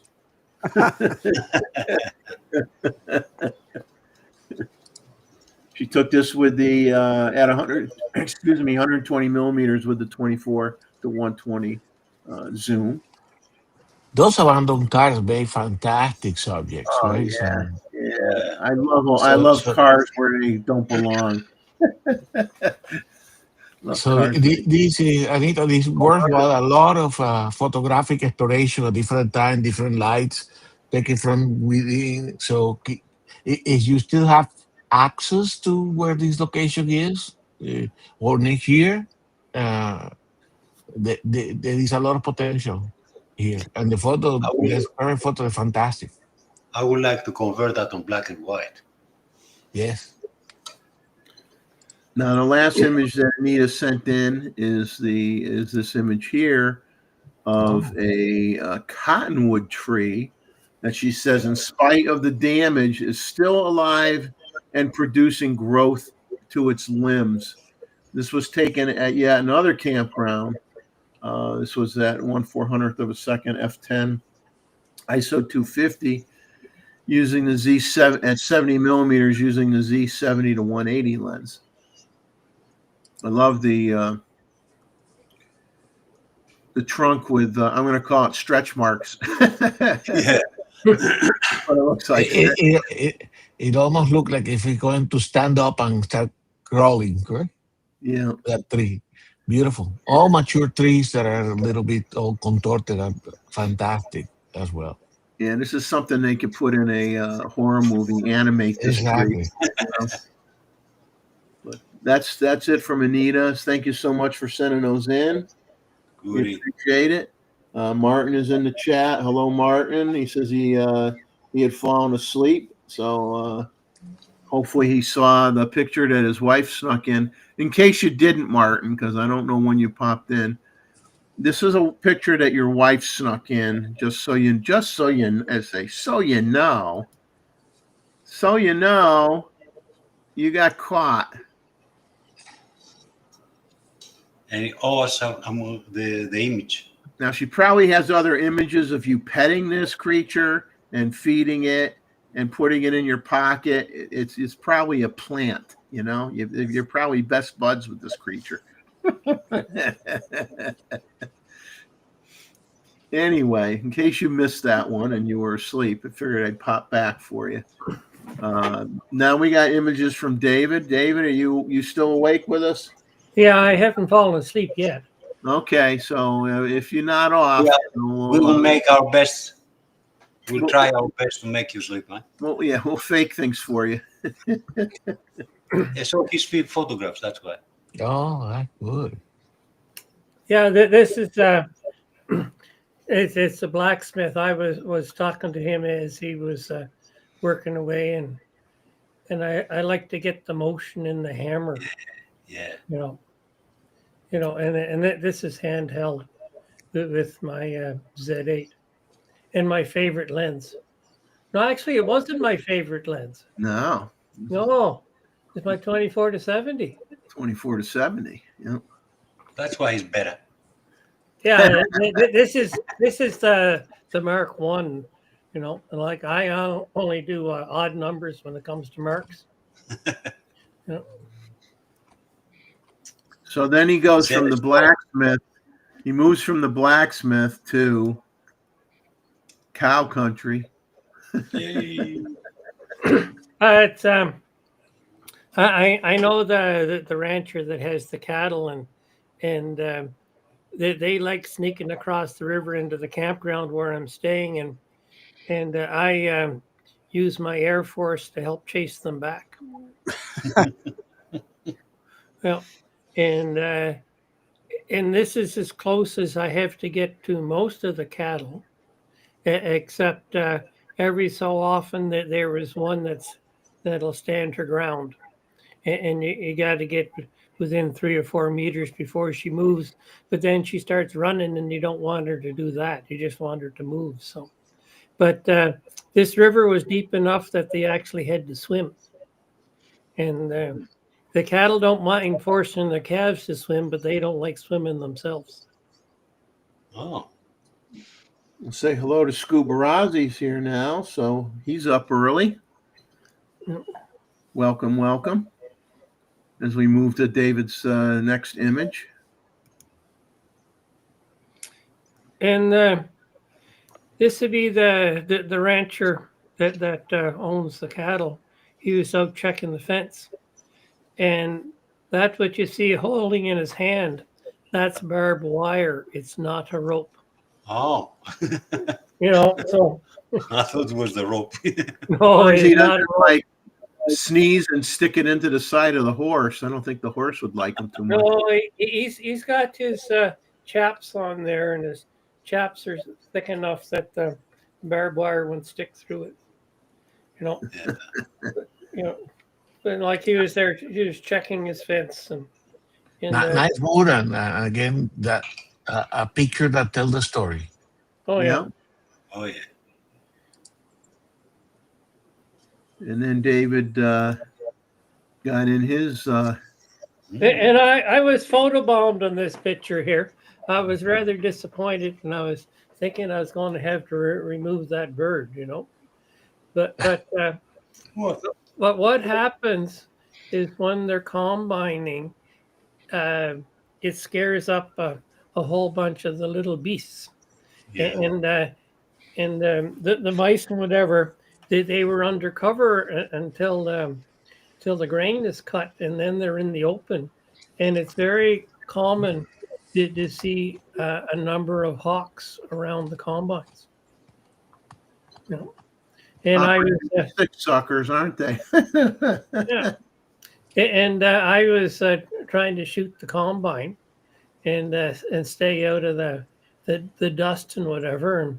And there were actually 2 hawks there. There was one in front of me and one behind. Did you try to identify them, David? Well, tails or another type of hawk? No, It's but when you're flying, you got to watch out for those things, and because you don't want them to attack your drone, because that's the end of Okay. your drone if they do.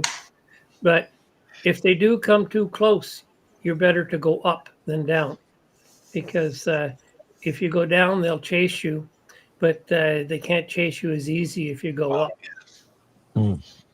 I think they're looking for rodents and things like that behind the machines. Yeah, that's what they're doing, Uh, and and they just weren't used to my drone there, so. Now, But, David's next shot. I stared at this thing. I won't tell David. I'm not going to tell you how long I looked at this image. It was so weird and cool at the same time. yeah. well, I figure that this is Like a house. it's a hobbit's house. Yeah. You know, you got the door there on Yeah. the left. On the left. Yeah. And window on the right. Yeah. And Gustavo can explain this because this is all natural rock. Yeah. So so this is another. Is this in the same Badlands where Anita showed some pictures before? Or different? This is about 4 kilometers north of her picture. Okay. Wow. So it's the same formation. So Yeah. they probably use this as a barn, as a stable to put some animals during the winter. No, Probably. no, it is just rock. No, I know, but It just the looks like, it's not big enough for anything. oh, okay, okay. Yeah. It's only about a meter high. But Okay. they didn't put out like a door. No, Okay. that's just a natural rock, Gustavo. Wow. Yeah. Porque look like, no, sometimes if you find a cave like that, ranchers and cowboys, they will make a storage place, right? Taking Yeah. advantage of the natural formation. And that's not uncommon in the West, okay? But No, it yeah. looks beautiful. Yeah. Frodo came out and said hello. Yeah. Exactly. Are you sure you're not in New Zealand? No, Yeah. I don't think so. But anyway, I might have time traveled. But David, the only suggestion that I have on this one, if you may, is this may work even because it's already rather monochromatic, completely black and white with nice contrast, correct? Because they will focus even more on the erosional features on this rock. But I love this image. Again, another fantastic place. You guys need to keep exploring it. Yeah, this Yeah, image. I was staring at this, saying, I wonder if you could do something with a place like that. Exactly. like I've shot that at different times of the day. That there's a short window around noon, like between like a couple hours before noon and a couple hours after noon when the light is on here, and then the rest of the time it's in shadow. Well, that may not be bad. That may not be bad. If you have low contrast, then you can see a lot more Yeah. detail. But it's beautiful image, David. Yeah, I very love nice. these Badlands. Yeah. Wonderful. Then he snuck in one more here from Dave. And Gustavo may know what this is, but this could be before his time, because this I'm old. Old. yeah. This is shot handheld, and with a low shutter speed. It's 2 seconds, Wow. Wow. and this is the thing that I really like about my Z8. I can really drag the shutter, and I think I was leaning against something which didn't hurt, and I took a series of shots here, but you can. I really like to be able to see the movement. Yeah. Yeah. And Definitely. this is actually a replica oil drilling rig. Oh, And this is the power for it. wow. And that and they're using percussion drilling, and so the lever that you see on the round wheel, it goes up and down, and it's attached to the drills someplace, Okay. and Oh my God. and so that's how the drill gets its percussion. That's why up from the flywheel, that's the only one that you see movement, right? Yeah, Beautiful. Fantastic. and you see the belt that's driving Yes, the exactly. wheel going up and down and Exactly. whatever. But this wasn't water powered. This was steam powered. Steam power. But in this demonstration, it was actually electric. But this would either be.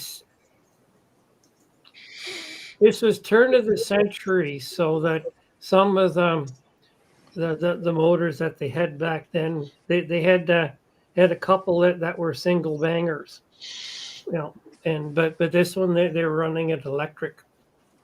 But the oil companies they run whatever is handy, Yeah, you know. of course. Yeah, whatever is cheap. Yeah. So that was David's last image that he sent in. So once again, Fantastic. thank you very much, sir. Now you can go for sleep. Yeah, Now you can take a nap. okay then. Have a good night. I'll Good be night. here. The next couple images are some extra ones that Roy sent to me, and I'm trying to get my. Oh, I hate this one. Drives me nuts when my mouse pointer goes from my main screen to my laptop screen, and I'm like, "Where's my mouse pointer?" So Roy sent in a few more. This is, like I said, one of his cute friends. Oh, wow. Yeah, he And, visits most nights, but normally doesn't bring a baby with it. Yeah, I only that's sent it Fantastic, in huh? because I thought Jeff was, that was about 2 or 3 days ago when I sent it in. I only sent it kinda in because I cute. thought Jeff was short of images. I like Beautiful, Roy. I like it. Roy feeds don't like every the apple critter in the too. background. They know whose house to go to though, too. You know, Roy feeds They do. everybody. We've got very funny monkeys in Australia.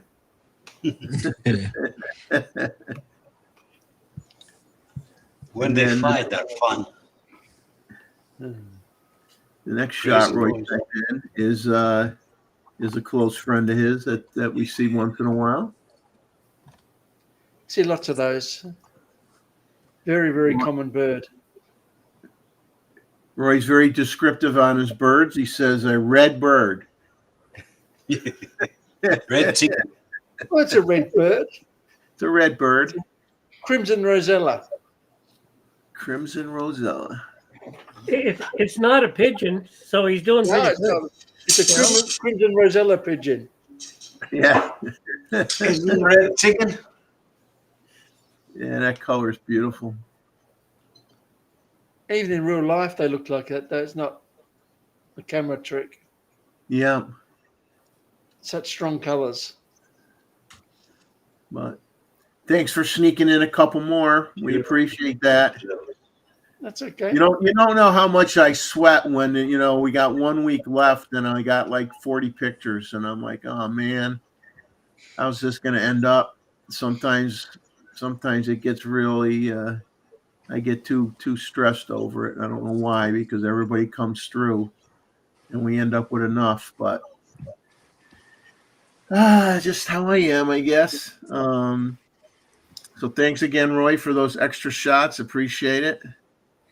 Yeah. And now we got some.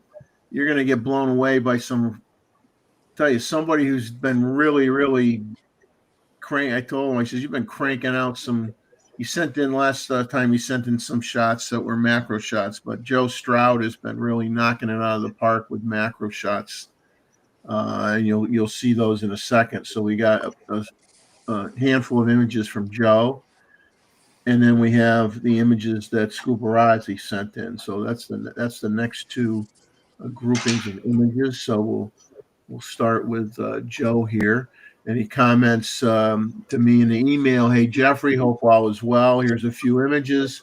They're all shot on the Olympus OM1 Mark II with the 60mm macro with a good V863 flash with the, I never heard of this one, the CYGN USTECH Signatech diffuser." So here's his first image. Oh, wow. Um, Yay. what can you say, right? Yeah, nice. Other than I see you. Some of like metallic eyes. Yeah, they look like golden glow, golden domes. It looks like Randall's dog between those eyes. It looks like another face, too, with the mouth. Yeah, like I said, it's one of your dogs. Yeah. Looks like a bulldog. Yeah. So then he also entertained us with a praying mantis shot. Mm. Oh, beautiful. And the colors in the background. Yeah. Fantastic.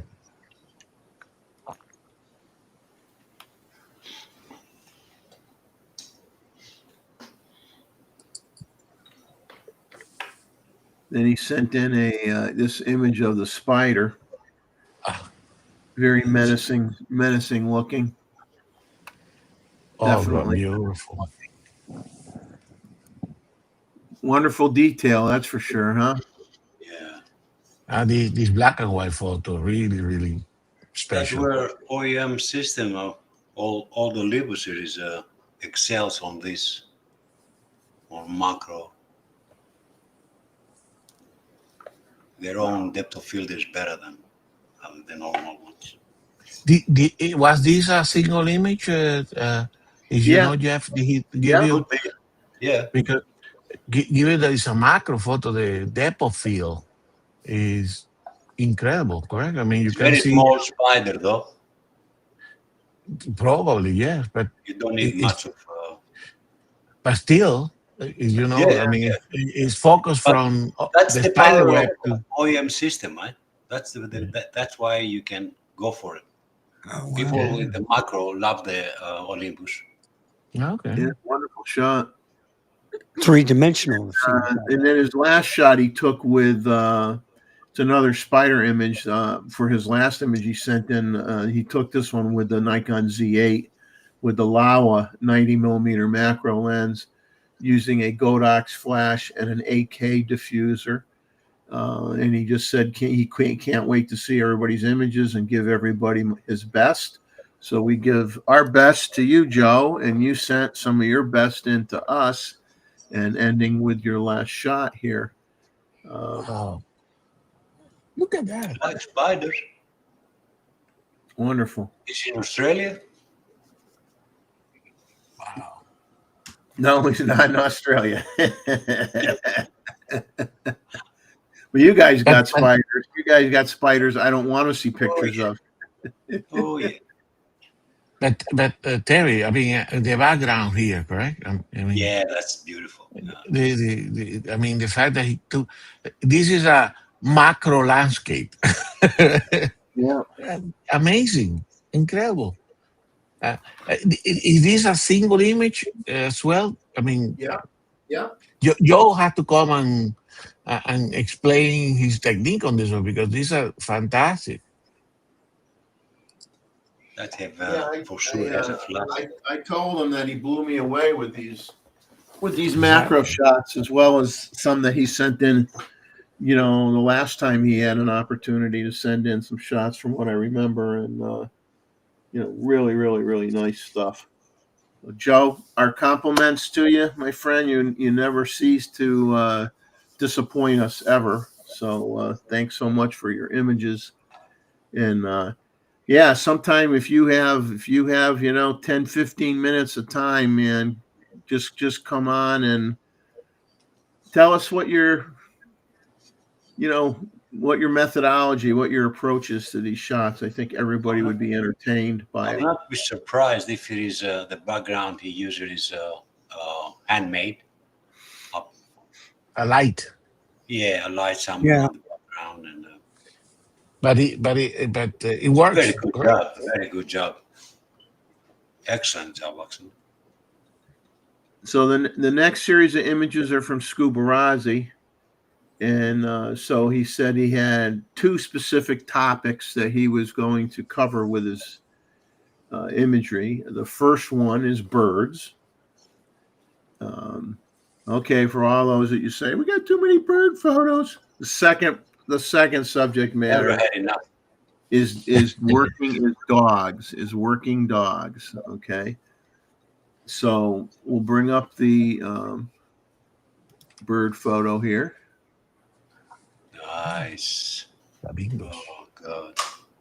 Flamingos. I'm so jealous. Okay. Did he mention the location So or this Paul is, tell us? so he says, for where he is, they're very rare to see them. He says currently these were on a river close to where he lives. They're young ones. That's why they're as gray, as they did not eat crabs so far. So that's why you have the color of them being, not bright pink. So he did take this shot from very far. He says, unfortunately, the light was not very good, and most of the time they were just standing there or feeding. He never did manage to have more than 3 of them in one shot. He says at that time there were about 20 of them around, and this is with the Z8 with the 160 to 600 millimeter zoom with the 1.4 TC. So there you go, 1.4 TC doing its thing with the 160 to 600. Wow.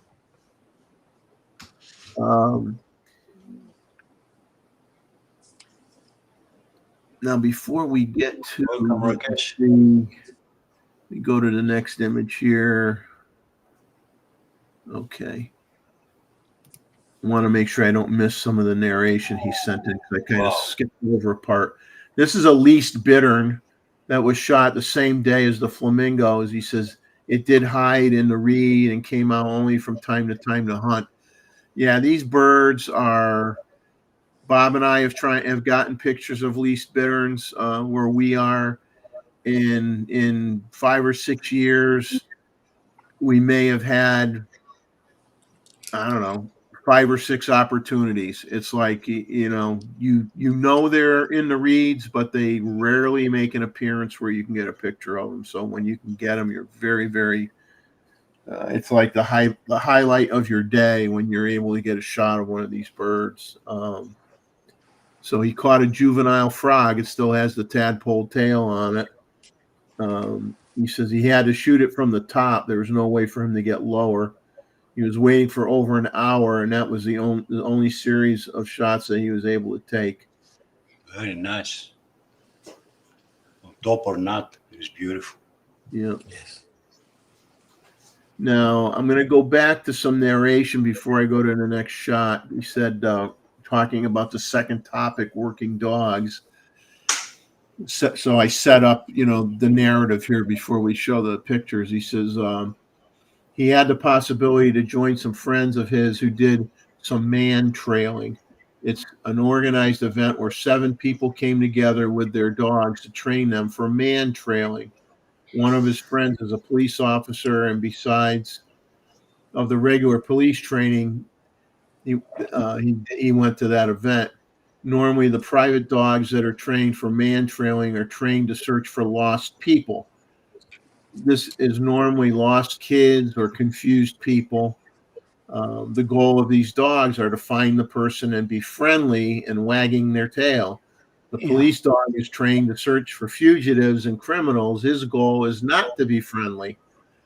He says a few years ago he played the part of a fugitive and a dog who did not know him. He says who did. Oh, he says, excuse me. He says, and the dog who did know him for years and was getting along well with him normally was set in front of him and not behaving friendly at all. He says it's Oh, yeah. how well they are trained. Yes. Two of the dogs were German Shepherds. The other ones were different dog breeds. Oh, He says it man. might be something for Randall and his new friend. Yeah. He says the dogs love to do it. It's a fun game for them. There's not much action shots because during their training, he could only follow the dogs and was not able to shoot them from a good angle. He was not allowed to distract them while they were working. So, Yeah. So here in this shot that you're going to see was the police dog searching for the fugitive. He says it's impressive how fast he did find the person, even if the person did walk around in the region for 2 hours before the dog did find the newest trace and did not get lost. He was very focused, and even other dogs did not distract him. He says these well-trained dogs are very impressive. For him, it's a game, and when he did find the person, he had to bark. The game is over when he would attack the fugitive, or if the person surrenders, he will get this toy to play with his police officer. This is with the Nikon ZF. He had the Sigma F mount 70 to 200 millimeter lens, 1/1250th of a second, f2.8 ISO 1250 at the 200 millimeter focal length. His next dog image, same dog as the one before. He says during the search, he did look over a little wall to see if there's something behind the wall. He looks very friendly and happy. I think he is very happy as he loves to please his master. Same camera, Z8 with the Sigma 70 to 200. Then you got this shot. They all look so happy until they find you, I guess, and they chew your butt off. He says this is not the same German Shepherd as before. He says this one is a year-old female. She belongs to the wife of the police officer. She's trained to be a friendly search dog. She would be looking for missing or lost people. She's not a police dog, but they might use her if needed for police work anyway. She's currently only trained for search and rescue and not as protection dog or to find drugs or explosives like the other one is. He says, I love her face after she did find the missing person and did get her reward. Also, she did get a lot of caresses and snacks as well. He took this with the Z50 Mark II with the Nikon 28 to 400 millimeter lens at the 42 millimeter focal length, 1/200th of a second, f4 ISO 250. And then for his last image, he took a shot of this beagle. Hey. This is a young beagle. He says she's training, but she was also very effective. She's in training, but was also very effective. After she was done with her successful search, she was able to relax. He was there with the camera, and she was very curious. She did come so close that at the end, he was not even able to focus. Z50 Mark II, the Nikon 28 to 400 millimeter lens at 42 millimeters, 1/1600th of a second, f6.3 at ISO 250. He says he hopes that he'll be able to shoot some action dog shots soon. With such well-trained dogs, it might be a lot of fun and a good opportunity to shoot them in action. Unfortunately, it's currently not easy to find a time when all of us have time to get together and do that. But thank you, Scuba Rozzi, for sharing a little bit of two different stories here with your images this month. So that's cool. We appreciate it. And And a great job. Nice we as thank always. you, like this beagle is. Thank you. And a great job fair for Lucky. Yeah, we can't lick your camera. We can't lick your camera lens like this dog probably did, but we can Exactly. pretend we are. Well, those are beautiful. Thank you. What Thanks a Gorgeous. lot. The last set of images are well, no, that's not true. I almost misspoke. Wait a minute. John Ishii sent in a few images, and then we'll get to mine. So I'll jump ahead to John's. John sent in 3 images, so I will throw them up on the screen. This is with the 24, the Nikon Z, the 24-70 lens, the new one, the f2.8 S Mark II lens. So he was trying out that lens. It took a few candid shots, street shot, and a couple candid shots that you'll see upcoming.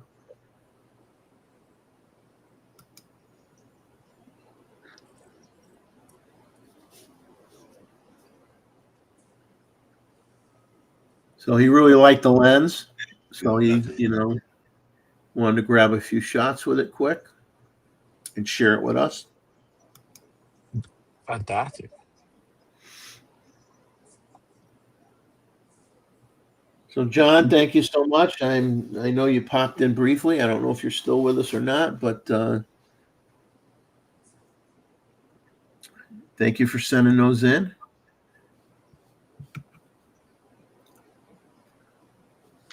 So my images are a mixed bag. The first 4 are bird photos.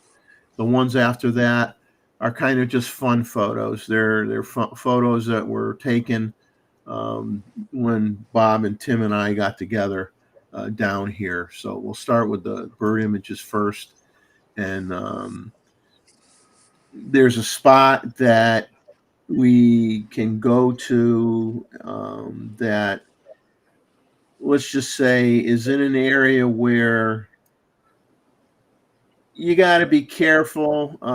It's kind of like a private street per se, and sometimes too many people go there to try to get pictures of this bird, and it becomes a problem. So we don't really go very often, and when we do, we don't stay very long. We have seen the owner of the land that owns the land that this eagle stays at, and there's a body of water very close by that it could get food from, and nothing like a nice pose from an eagle. Just such a just a bird that you have a lot of I have a lot of respect for. Let's put it that way. I can't help but not get an eagle shot when I have the opportunity. It's a beautiful bird. Yeah, it really is. Beautiful bird.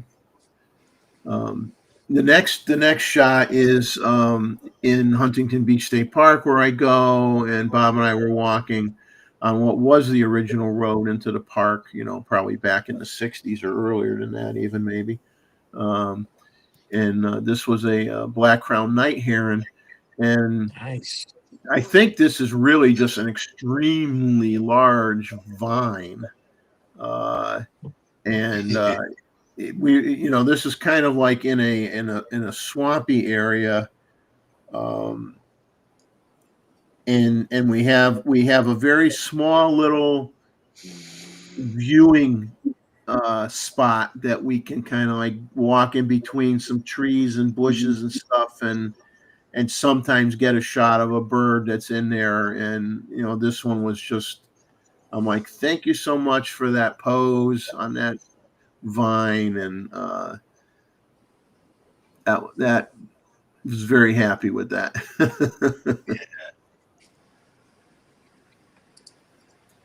And that's very early in the morning too. I mean, the sun is starting to come up, but usually in this particular excuse me, this particular area of the park, it doesn't really get, it has a lot of trees in this section, so you don't really get a lot of good light coming in there until much later in the morning. But sometimes you just get a little shaft of light, or it just starts to show up in there, and it works its magic. It does a good job. You get a good shot.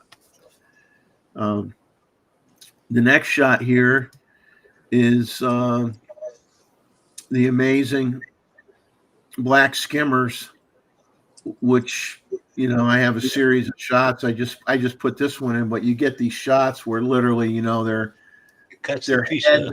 their heads are like behind them half the time, and it's like they see the fish at the last second, and they still manage to get it while they're still flying. It just really blows you away. They're just amazing what they can do in flight when it comes to, you know, getting a fish. Very aerobic birds.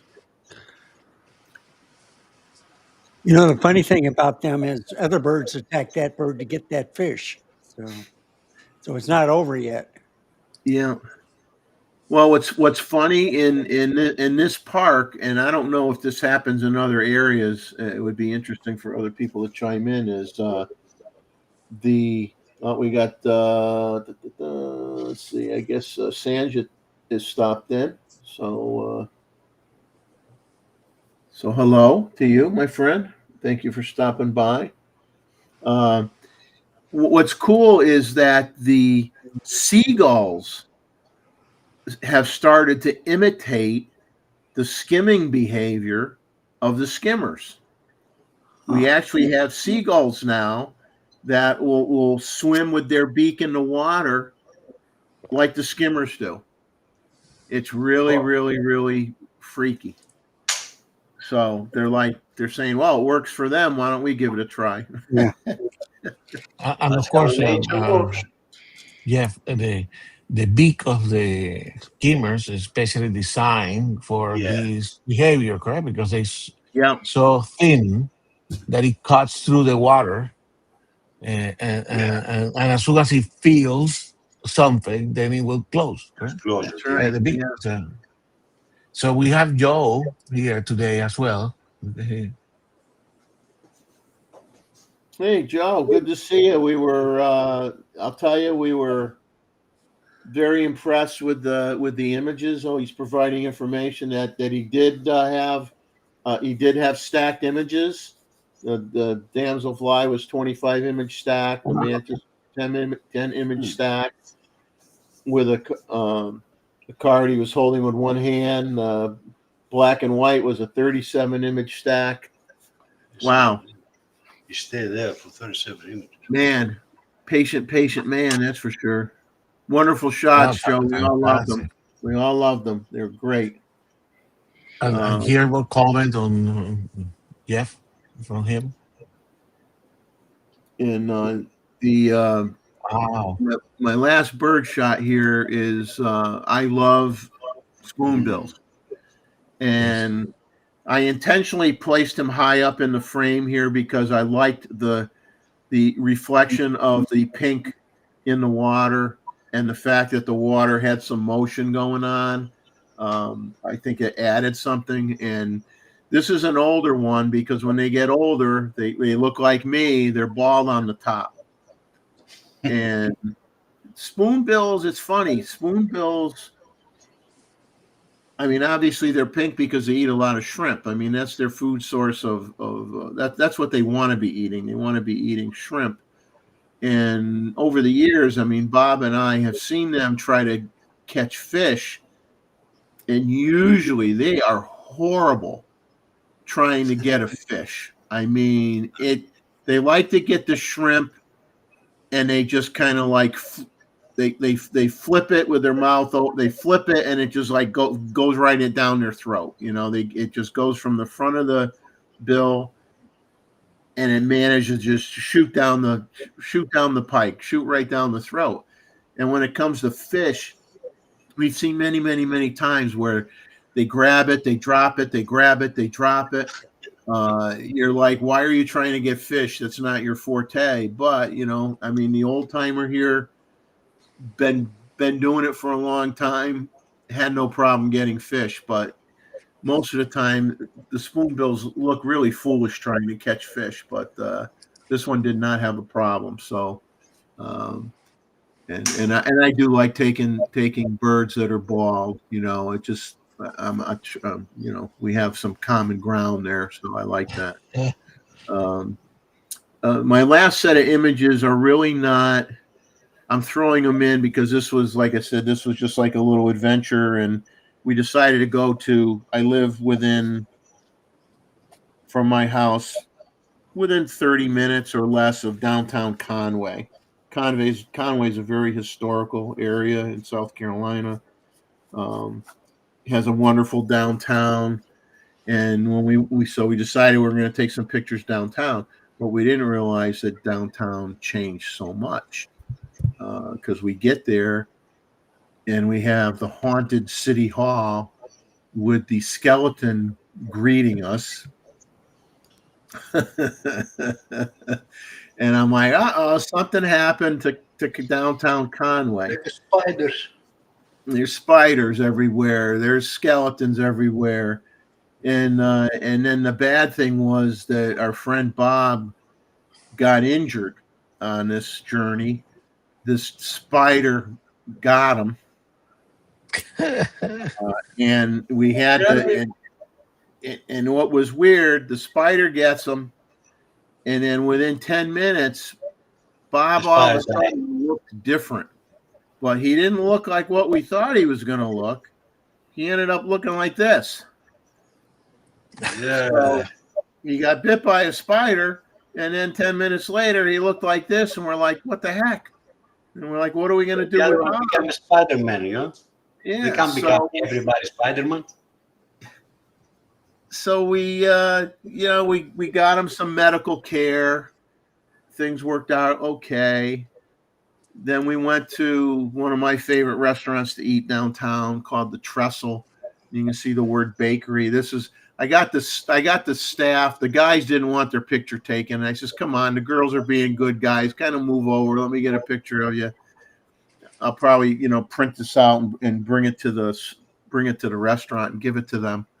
But they were nice enough to pose briefly for an image for me. But they have two storefronts. They have one storefront that's strictly, you go in, it's strictly a bakery. You go in and wonderful baked goods that you could get from them.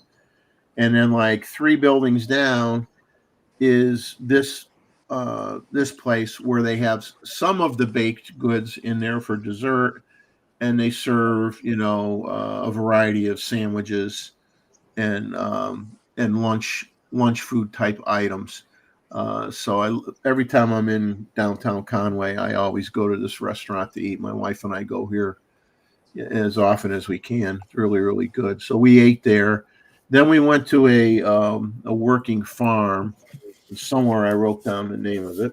Let's see if I can find it. Find the piece of paper I wrote on. Probably not. I got too many pieces. It's called the L.W. Paul Living History Farm that you're going to see some images of here. And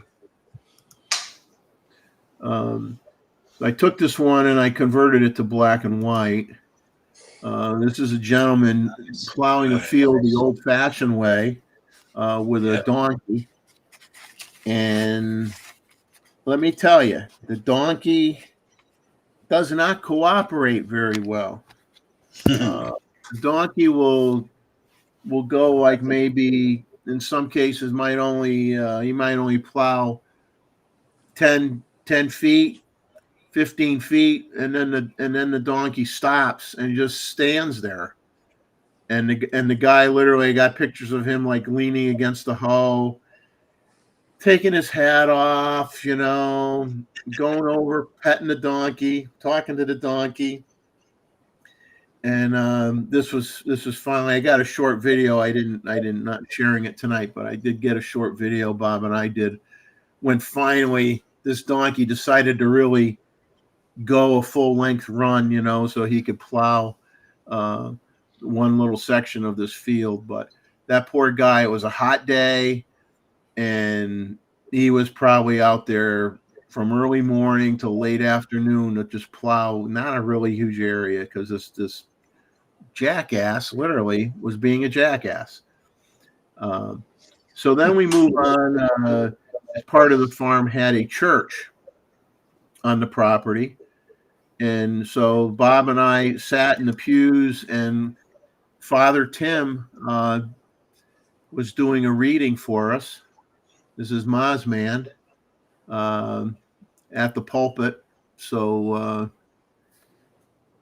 we got our sermon for the day. And then we moved on to another building where I took on to get a picture of the stove, and there was a young lady in the room, and she was nice enough to open up that door on the front so I could get some hot embers, what remained in there for hot embers in the picture.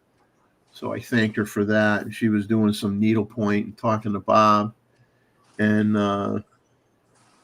that's about it. That's about it. That's all I'm going to share, but give you a little taste of Convert What's that on black and white. what's down here that is not birds. Very good. The birds are behind. And Birds in the So- oven. so yeah. Yeah. So what we'll do at this point is our usual roundup of revisiting the images from beginning to end for those that came in late. Once I can find my arrow here, I'm moving too fast here. Oops.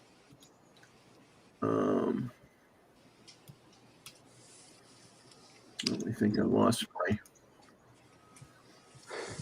Yeah, I messed up here, so I got to move things around. Give me a second. But as usual, guys, again, like we always say, fantastic images. Yes. I mean, wow, incredible amount of quality work here, and I mean, it's always very inspiring to see what you guys do, and beautiful. All right, ready? Ready, here we go. So we start off with Mr. Reppert's images. Spend about 3 or 4 seconds per image as we go through quick, just to refresh our minds here.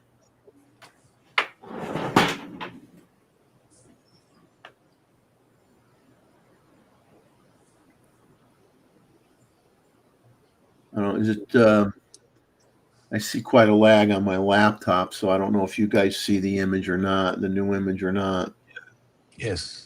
Okay, so I'm going to click on this next one and kind of count the seconds. Let me know how long it takes for it to show up, so I don't stay on these too long. So I'm ready to click the next image right now. I have Yes. a 20-second delay on my computer. between 20 one- seconds. Yeah. Wow. On the computer, but on the restream we see them almost immediately. Yeah. Yeah, Yeah. the restream is immediate. It's 20 seconds on YouTube. On YouTube. Wow. Okay. As usual. Yeah. Yes.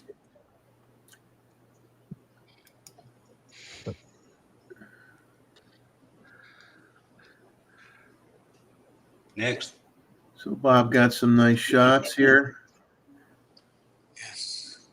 And then we move on to, I believe it was Luis. Luis's images Fantastic. went from birds to, he gave us a wide variety, birds to constrictors The colors are so nice. to jumped over to bats that fold the leaf over themselves, and back to birds again. Beautiful. Then we've got the 2 images that that Jim Eads sent in from California, different from different directions. From the-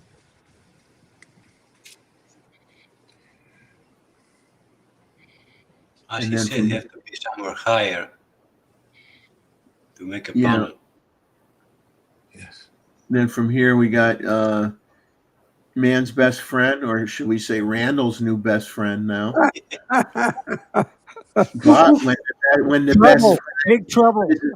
when the best friend isn't nice, then Randall Trouble. rewards him and puts him in a cage. And the cat locks And, if him he- up. and then if he's really bad, Randall takes the cage and he puts it on a plane.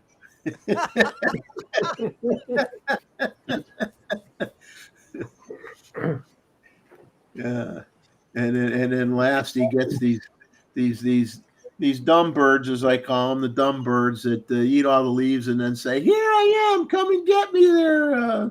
What kind of Bird of bird? prey, the bird of prey. And then we Well, got the Or sitting ducks. In this case, Yeah. what, sitting doves? Are they sitting doves? doves. Yeah, doves. Yes. Yeah. And then we got the series of shots that Terry sent in to us. Yeah. I mean, I love the colors. You know, Where's and not then to to get love? there, I think Terry, you said you were there. This was 3:30 in the morning. You got this shot. Yep. Jeez. Yeah, my body's telling me at 3:30 in the morning the bed is the best place to be. Yeah, but if you travel so long, so far away for this, you will stay up. Oh yeah, yeah. Beautiful. And this was the composite. Didn't work nice. I don't like it. Well, you have to stay up for astrophotography. Yeah, You can't do that in the daytime. Yeah. a bit difficult. Yes. Yeah, Well, but then he does this in the daytime. That works. That works quite well. Yeah, you have to do something in daytime. Yeah. And then it's like when it starts to mist and everybody runs away, Terry says, "Go ahead and run. Go ahead. I'll go get this shot." Yeah, And then you can tease them about it the next day. That's a beautiful rainbow shot. double. Double Yeah. one, yeah. Yeah. so And then we there's 4 got- pots of gold there. Sorry. And I believe I said that there's 4 Jeff pots and of Leslie. gold Yeah. at the rainbow. yeah. Jeff And and then this Leslie. was Jeff Sluter's shot, Eastern Kingbird. He says he's not a bird and flight guy, but he got this shot, and then he moved from birds and he decided to go to kind of like creepy crawly stuff theme for the Halloween season, and he got some spider shots, both big and small, and multiples, and as he was talking about the mating with the males, that they doesn't work out well for them. Majority of the time, they turn into they turn into the appetizer after they have a little fun. Then he got this great shadow shot with the mantis.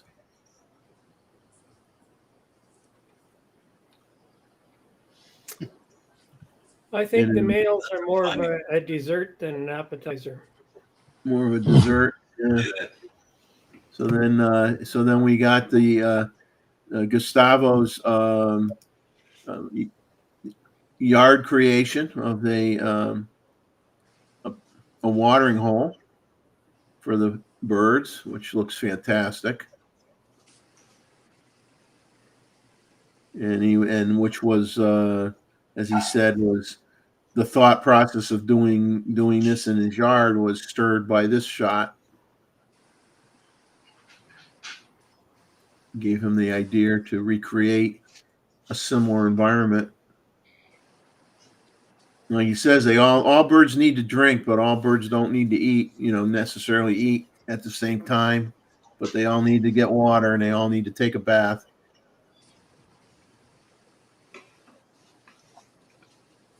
And then he got this beautiful bluebird shot. Was it mountain bluebird you called it? Yeah, mountain Yes. bluebird. Yeah. I believe that's the highlight of today. that's beautiful. And then you got the elk with the In the dealing meadows. with the heat distortion, dealing with Nice. that. And then Roy was like nice enough to. I don't know if Roy's wife knows that he's sharing these pictures of his wife. I know when I snuck in a few on the show of my wife, my wife found out, she wasn't too happy that I shared them. But she's like, "What are you doing sharing pictures of me?" See, I could have been a smart, like I normally am, and said, "Well, would you rather have me share pictures of my girlfriend?" That would have went over good. I think you mightn't be showing any more pictures after you said that. Yeah. No pictures. All of a sudden, there's no more shows after that night. I was on the 6 o'clock news. And you're sleeping with Lucky. Yeah. Well, in your case, with Patches. He may be lucky to be sleeping with Lucky. He could be 6 feet under. Yeah. Well, Bob always says, "I'm surprised you haven't woken up with a knife in your stomach yet." And then Jeff sent in a few more images here. Jeff Sluter with the dew, morning dew. Doing the dew. You like Mountain Dew, Jeff? Do you drink Mountain Dew when you're doing the dew? Do. Do. And then Bob Rosado sent in some interesting NASA shots from the last space shuttle launch, including the Alien Hunter. sniper in the NASA helicopter. And then the little travel vehicle to bring the astronauts to the launching pad. And then was fortunate enough to actually be there very, very close and get that image right here.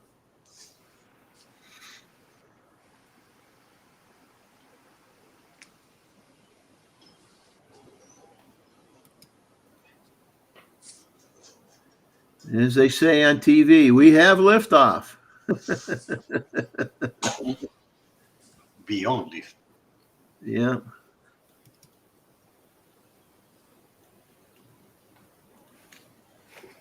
So strange. Fantastic. I love that then- shot. And then from here, we got shots from Martin, from his hometown. Church in a circle in the middle of a road from the 1800s. It's the outside, and he got one from the inside.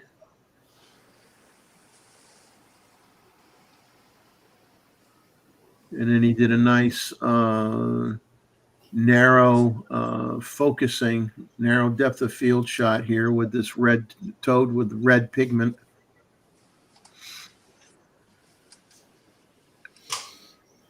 And then got the shot of the heron called the gray heron. A lot of nice colors around it. Destructive a little bit. And then his wife snuck in here's how he got that close-up shot of this guy from the last photo review. I want this photograph. What he did. Yeah. And then Anita sent in a series of shots, combine shots, variety here, combine shots, bird shots, and a series of couple landscape shots. That's gorgeous.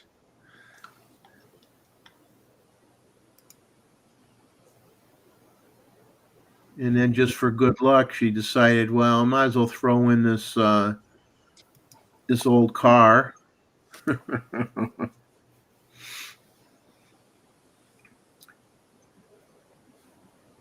And then a tree that probably shouldn't still be alive, but is.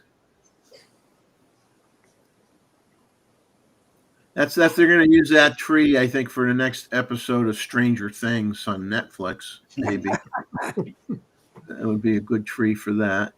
And then from here we move over to the blacksmith photo that David took. And David took a wide variety of shots as well. He went from the indoor blacksmith scene to instead of there's a show out of Connecticut called Chasing Classic Cars, but Dave likes to chase cows instead. And then he finds the rancher who's bold enough to have barbed wire wrapped around it in his hand there on the side of him. Do fence repairs.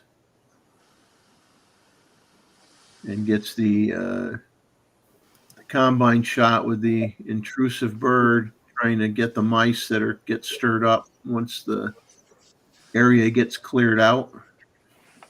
And the bird was flying towards me at this time. Yeah. And then gets this unusual natural formation that looks like the Hobbit Hotel.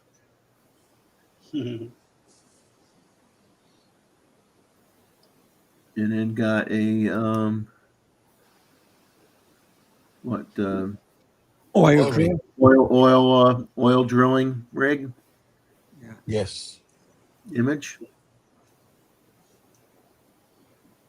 And then from here, Roy snuck in a couple more images later in the week for me. Probably mama and baby. They go bananas when they see Roy. That's all I got to say.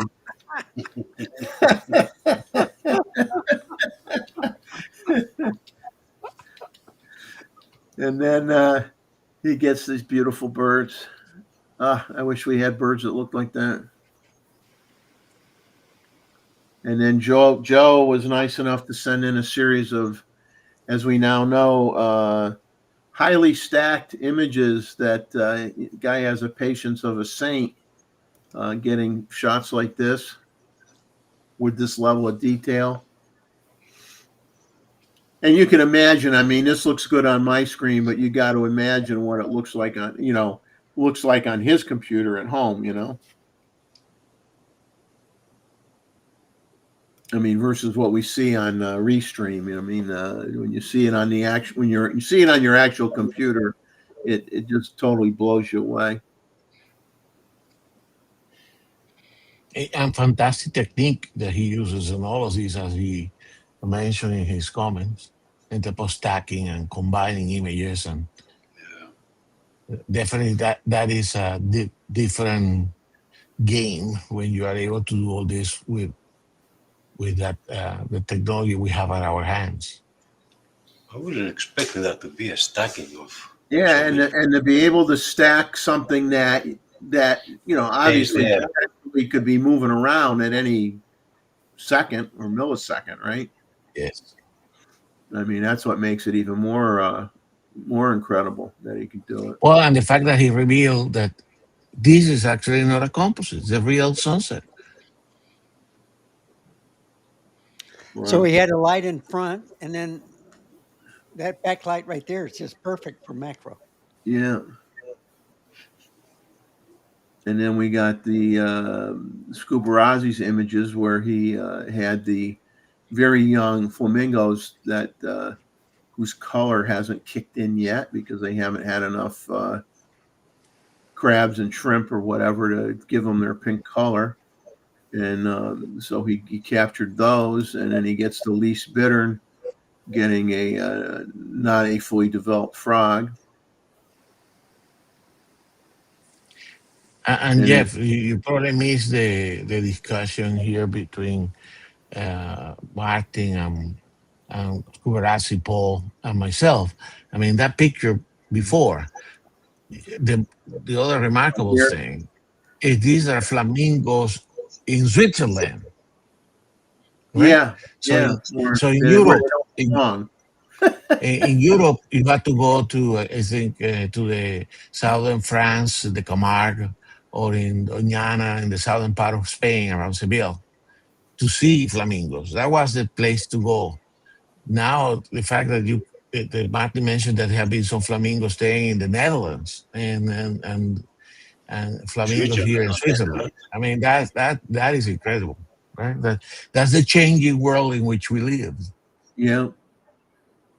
And then he moved on to working dogs, both police dogs that would be looking for, drug smugglers or people running away from the law and not get treated very nice once the dog catches up to them. And then eventually gets to the dogs that are trained to just find, maybe somebody that walked away from the nursing home and decided to take a long walk and did not come back, or kids that get lost in the woods type of thing, who have a smile on their face and give the person a lick when they find them. Between this female, I believe this was a female German Shepherd, 1 year old maybe, and then obviously a beagle who was more than happy to try to lick Paul's camera lens. And then last but not least, I'll just fly through my shots here. The eagle, the black crown night heron,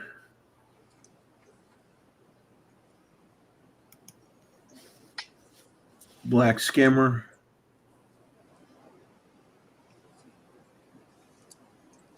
and the old timer being able to get the fish, and then a few shots of surrounding area close to where I live, downtown Conway. This picture was in downtown. This picture was on a like a long boardwalk that runs along the water, and they had all these animated creatures, and they had skeletons, glow in the dark skeletons that looked like they were glowing in the daytime as well. You said a different story before. Did you trick us? Did I trick you? Yeah. No.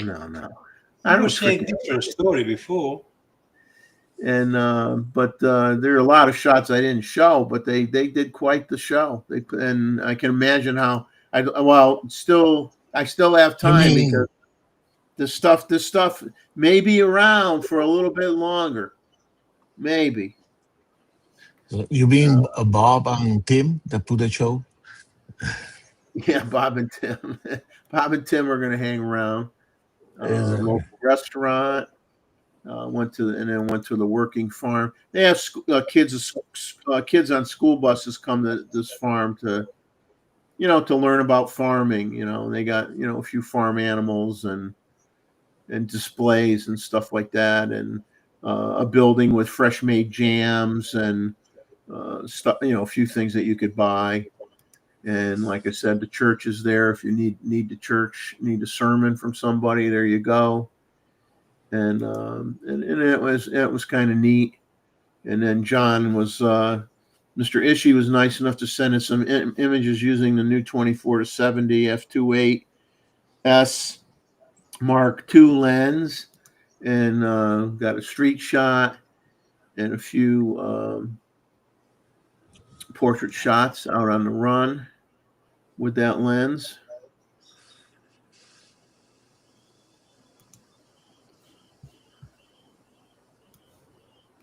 And that's it. And that's everything. And as Gustavo mentioned before,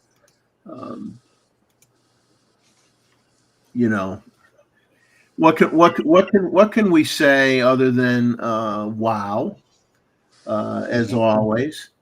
And it's always impressive what we get. It's always great to I got to clean up my desktop here a little bit. it's a pleasure. I mean, I love it. I mean, hey, I get to see him first, so that's kind of cool. And like I said, the images we got from Michael Dries that you're going to see when he does his pitch, not the next show that Gustavo heads up, but the one afterwards. And right now there's a murder about to happen. A cat is going to take out one of our hosts here, and or either that or Gustavo really grew a beard really fast with a tail hanging off him. Hey, With the exactly. good for everybody. Everybody did great. Everybody did great. See if we got anything else that before I get into anything else, as promised at the beginning of the little dissertation, go back to the chat. Let's did we miss any? Is there any questions that we missed? If anybody asked a question that we did not answer, leave a comment and say, hey, you missed me. There were extremely few questions. Okay, so we had, it was nice to see Sanjit pop in. That's great. Sanjit, we expect a presentation from you. Maybe think about the month of December, maybe. December. No, I've got December. He can have January. Of January? Yeah. Yeah, more time to prepare. Give him a little more time. Okay. Well, you could start off the new year right, Sanjit, for us, if you can.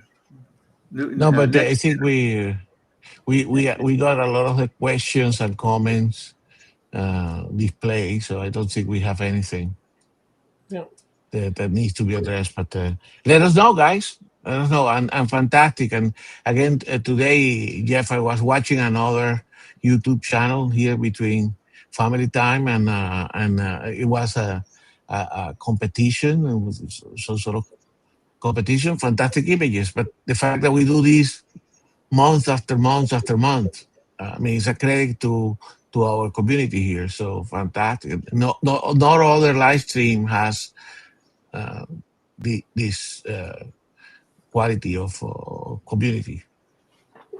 Oh, and intentionally on my part, I've never wanted to make any kind of a competition out of it, because to me Exactly. it's about I would love to see, and we got to do this too. Once in a while we got to sneak in one of our pictures that we just really mucked up bad, because I think it's important to show that we're not all we don't take 1,000 pictures and keep 1,000 pictures. We take 1,000 pictures and maybe you got 10 of them that you put aside or something if you're lucky. I mean, there's a lot of I'll use a polite word. There's a lot of crap that we take that you guys don't see. Well, There really is. Exactly. But you see the comment from Sanjit. You see the comment from Sanjit here.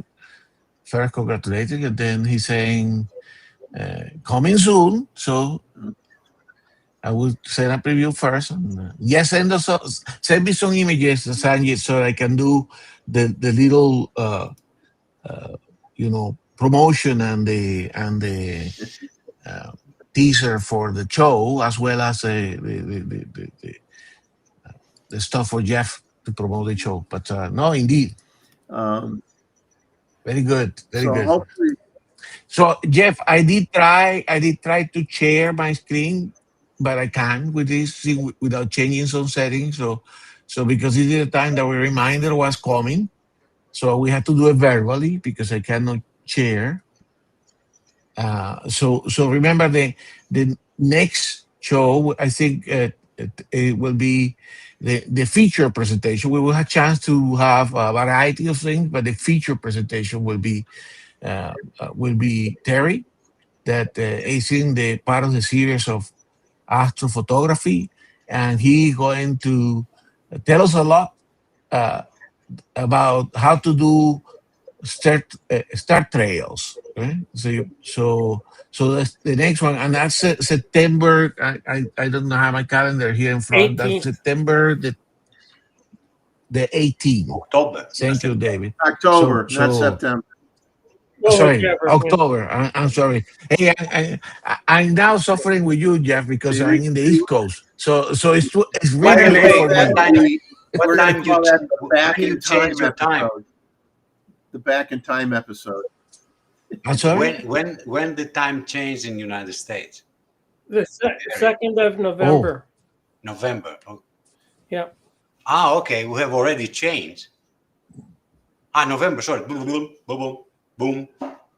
Okay, yeah, because we changed Yes. yesterday. So it should be okay. But so we have then Terry for October, the October general meeting, and I'm sure that we will have some additions to this.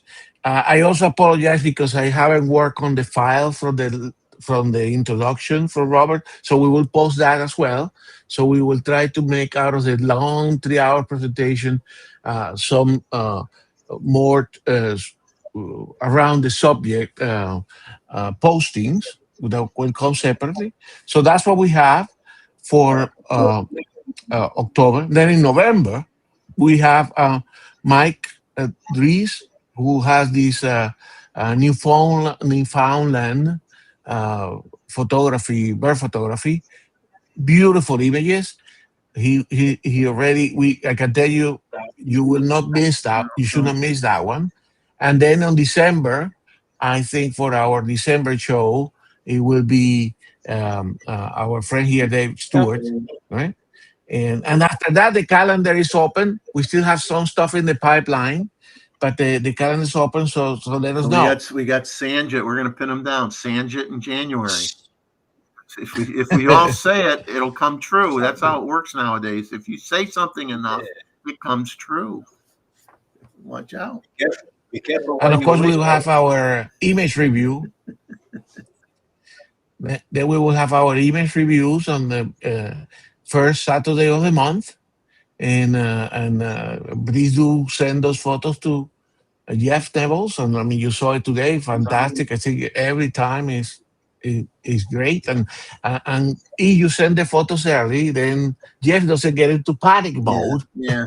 Great, when he only have 40 images just the week before.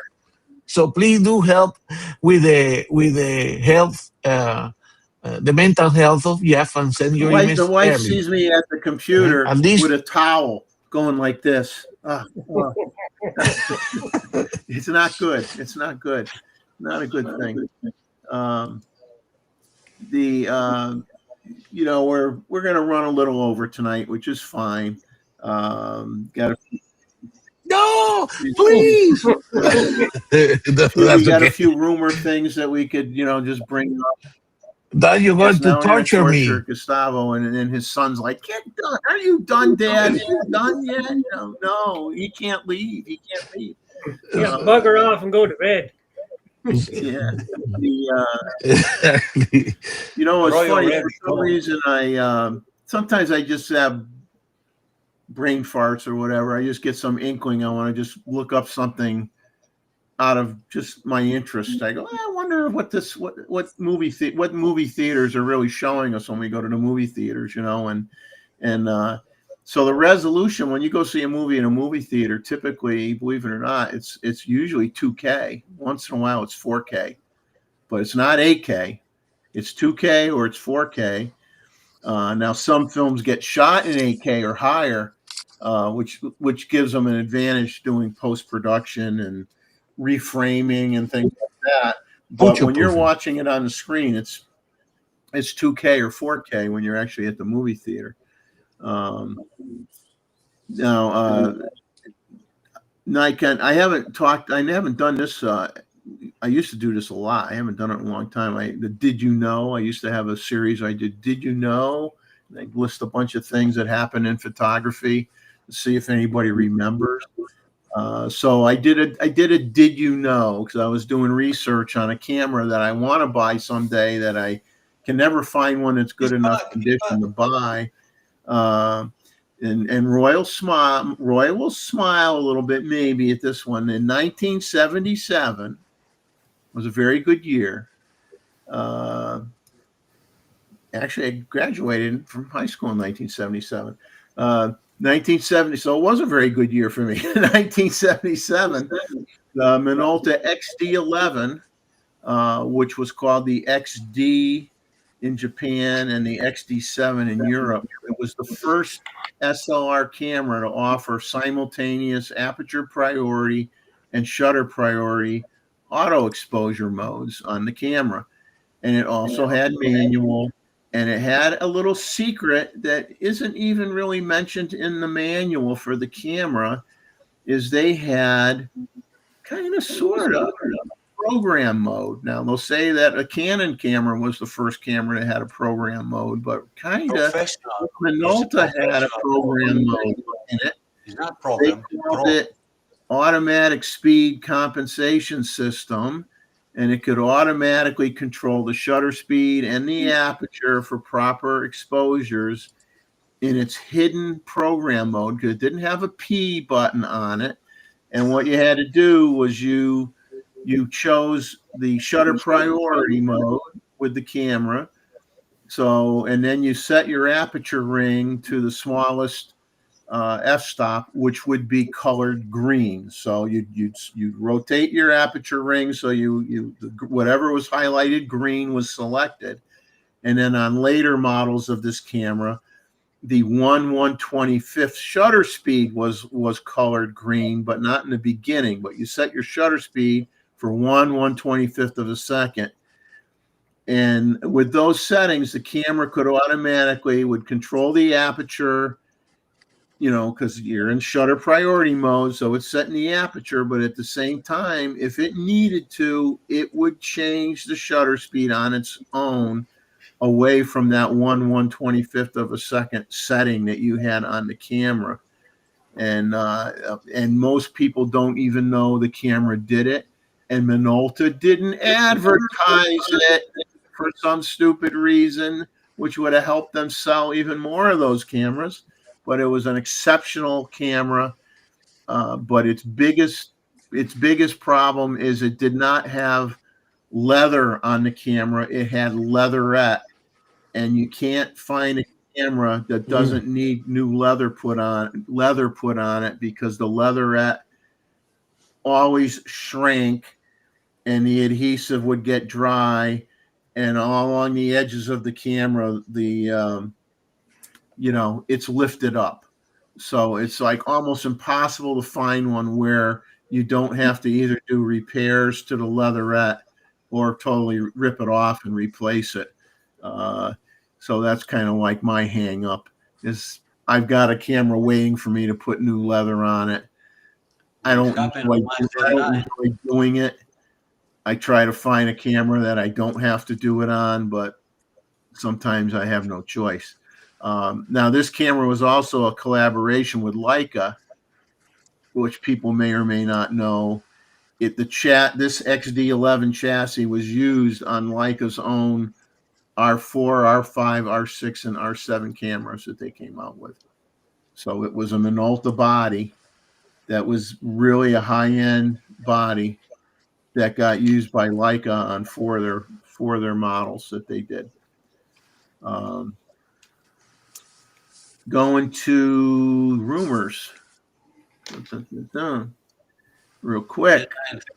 The case came out with their 85 millimeter f1.4 autofocus lens for Nikon.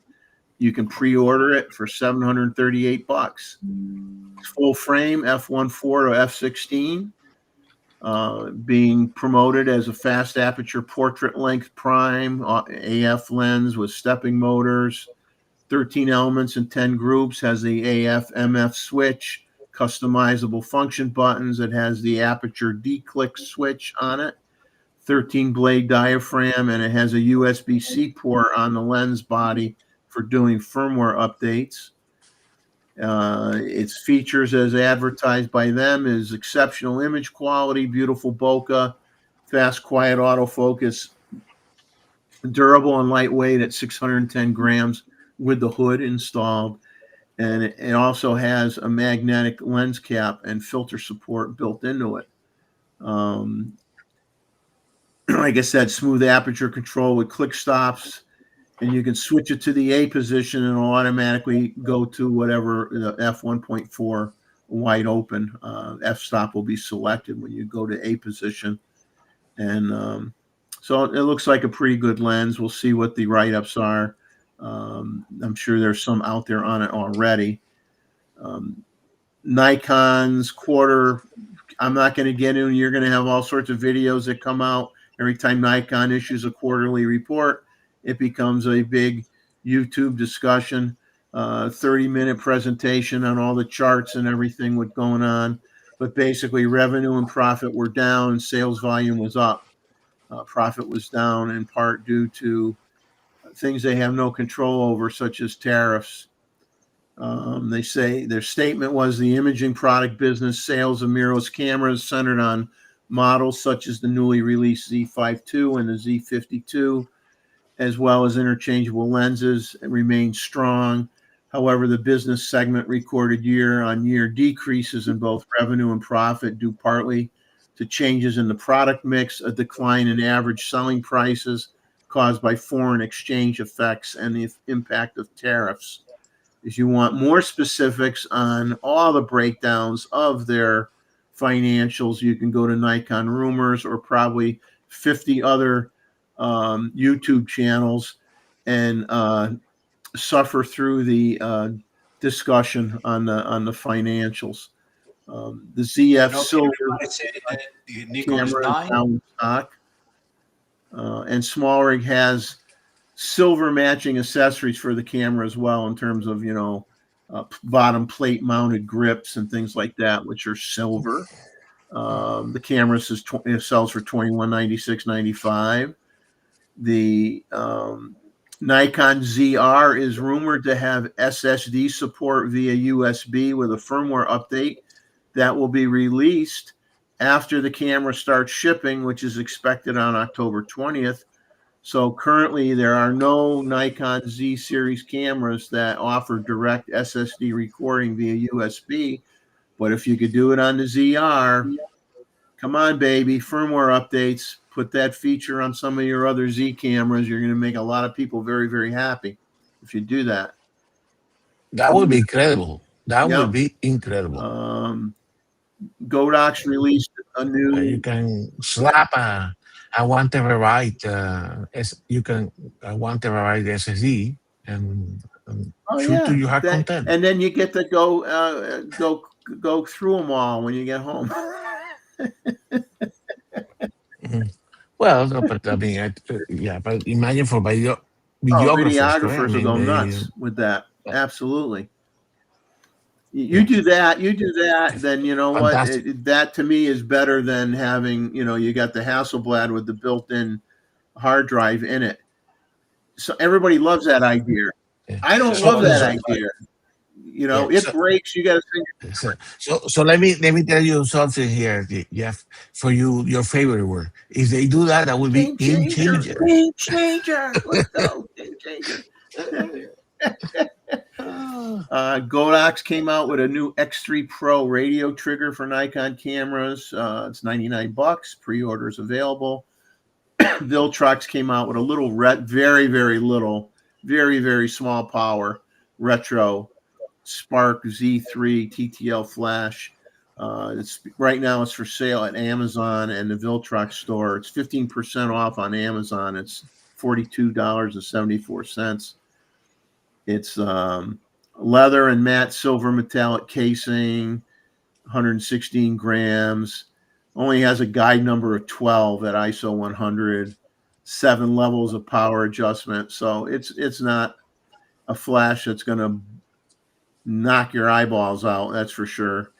For outdoor, they're promoting it for indoor and outdoor lighting needs, but 400 flashes at full power output. I won't read any more about it. It's a very, very, very, very small, low power flash. You go to Nikon Rumors, that you can see the winners for the 15th annual Small World in Motion competition. They have YouTube links to the winners' photos on the Nikon Rumor website. And now that we talked about it tonight inadvertently a little bit, some pictures taken with the Mark II version of the Z24-72 f2.8. Well, apparently in Japan they've already discontinued the original one, so I'm sure it's going to be discontinued in the States as well. So maybe you'll see some big deep discounts on the original version. Who knows? But Time to buy it. yeah. Sony rumors, not much to talk about. They have a YouTube video titled Tom Calton about the RX1 R3, and his words at the head of the YouTube video is Sony effed up. And his first comment was he thinks the Sony RX1 R3 is not a bad camera. It's compact, beautifully built, delivers stunning 61 megapixel image quality. But at $5,100 without IBIS, weather sealing, or even a new lens, it feels more like Sony chasing Leica's prestige than delivering real innovation. For most photographers, the A7CR offers the same performance at nearly half the price and with more flexibility. The RX1 R3 might please collectors, but for everyone else, it's a hard sell. That ain't my words, buddy. That's somebody else's words. Fuji rumors, not a lot there either. X106, black and silver in stock now, based on an article they wrote on October 2nd. So since it's only October 5th, maybe they're still in stock, but who knows? Another YouTube video titled Fujifilm Sets the Trend. OM Systems now copies film recipe idea.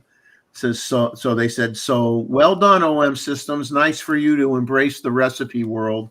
But of course, Nikon, you can create a lot of recipes now in the Nikon system via software and suck it into your camera. So Nikon has where you can custom make your recipes on the computer and then suck them into some of the camera brands. So and the Fujifilm X-T4 infrared camera is now discontinued at B&H Photo, no longer available. Canon rumors, they have two announcement dates for new products, November 16th, presumably, and the 26th of November.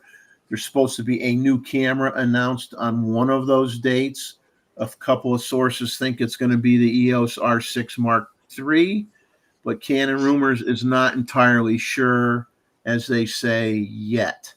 There are 4 lenses in the pipeline, and Canon rumors does not know which one may be announced on one of those dates, but a very good candidate may be the RF 300 to 600 f4 to 5.6 LIS lens, and they're very curious to see if they use a voice coil motor in that lens.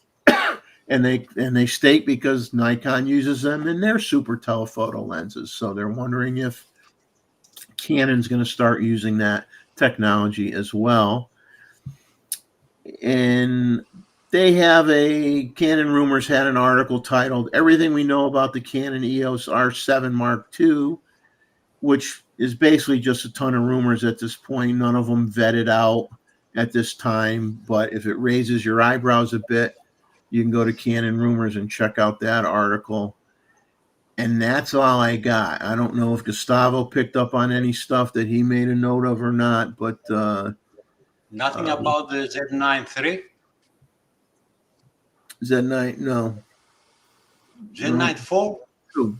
Nothing? No, or the Zen X, right? The Zen X Yeah. for the Gen X.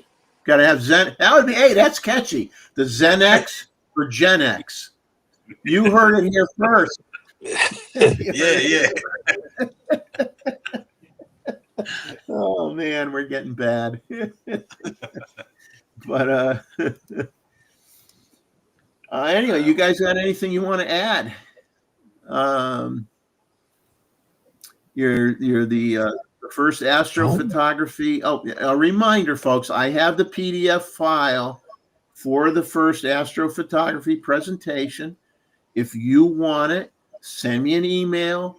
I will I will then send you the PDF file so that you have it. You can print it out and you have a paper copy, and you have the information for future reference. So take advantage as we get the PDF versions of these presentations. We will hang on to them for a while.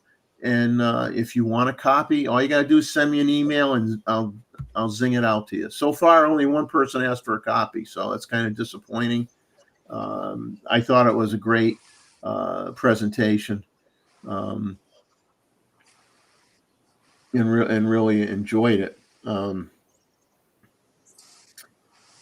So let's see. Anybody? Sanjit says he'll be in touch with us.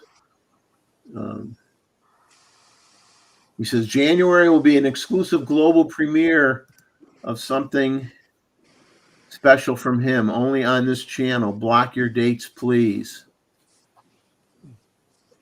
There we go. Be Yes. here, or be there, or be square. So hey, be here or be square. You choose. Yeah, January 17, 17th, 2026. Let's see what we got. I'd like to think we covered everything and we didn't leave anybody behind, and did our due diligence, which we always try to do. And obviously, hey, some nights are going to be better than others. I mean, not like I come on the show with a hangover ever, but sometimes we're not. It's not our best. It's not our best day sometimes, if you know what I mean.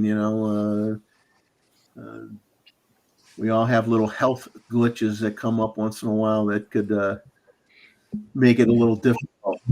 And if you watch the rerun of these, where you cut the fluff and then go to the photo, please leave us a comment. Yes. All right, so that we typically Jeff. Click the like. All right, but Everybody. Jeff reply. And the thing is, if you truly enjoy coming here, share it with your friends and people that you shoot with, or people in your photo club or whatever. I mean, it doesn't cost you a nickel. It just costs you a little bit of your time. And if anything, I mean, the photo review, if that doesn't get people amped up to try something different, I don't know what else does. And unlike other people who attempt to do photo reviews on their channels, we don't sit there and rip you apart. I mean, we're more than happy to do so if you'd like us to, but we don't. That isn't what we're about. We're about education. We're about letting people show their growth in photography. Maybe you just bought your first camera, right? Show us what you took with your first camera.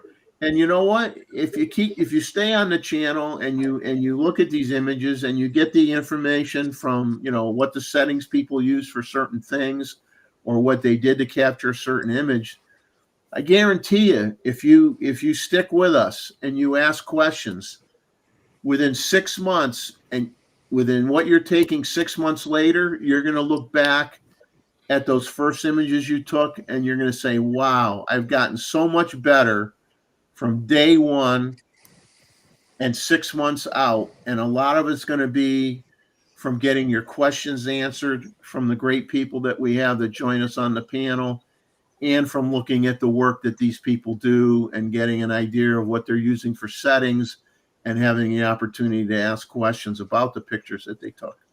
You don't get that. You're not going to get that anywhere else. It just isn't there.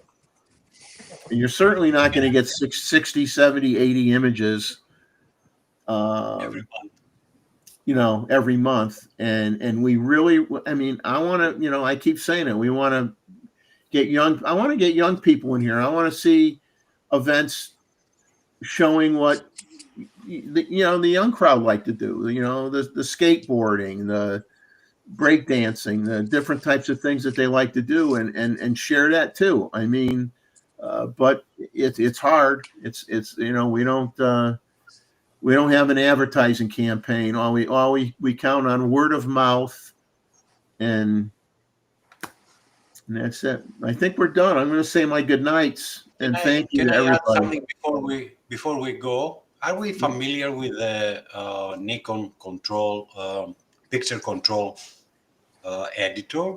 They have a Oh, it the is picture a control editor.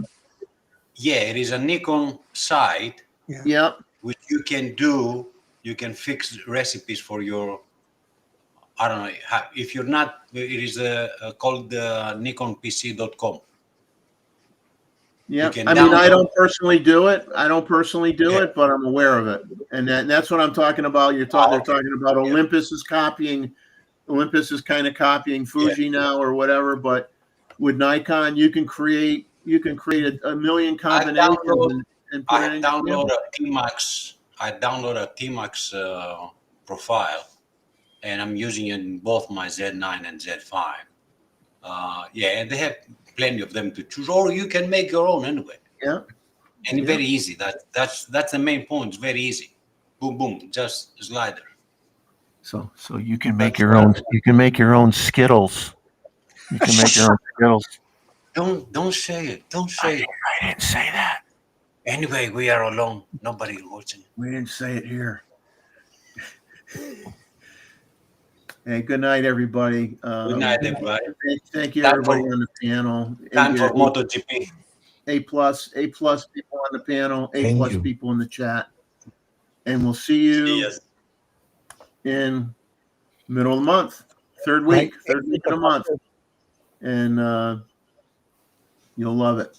You'll love it. And when we got somebody here that is going to have to talk. Going to have to talk. Yes. Who? All right, guys.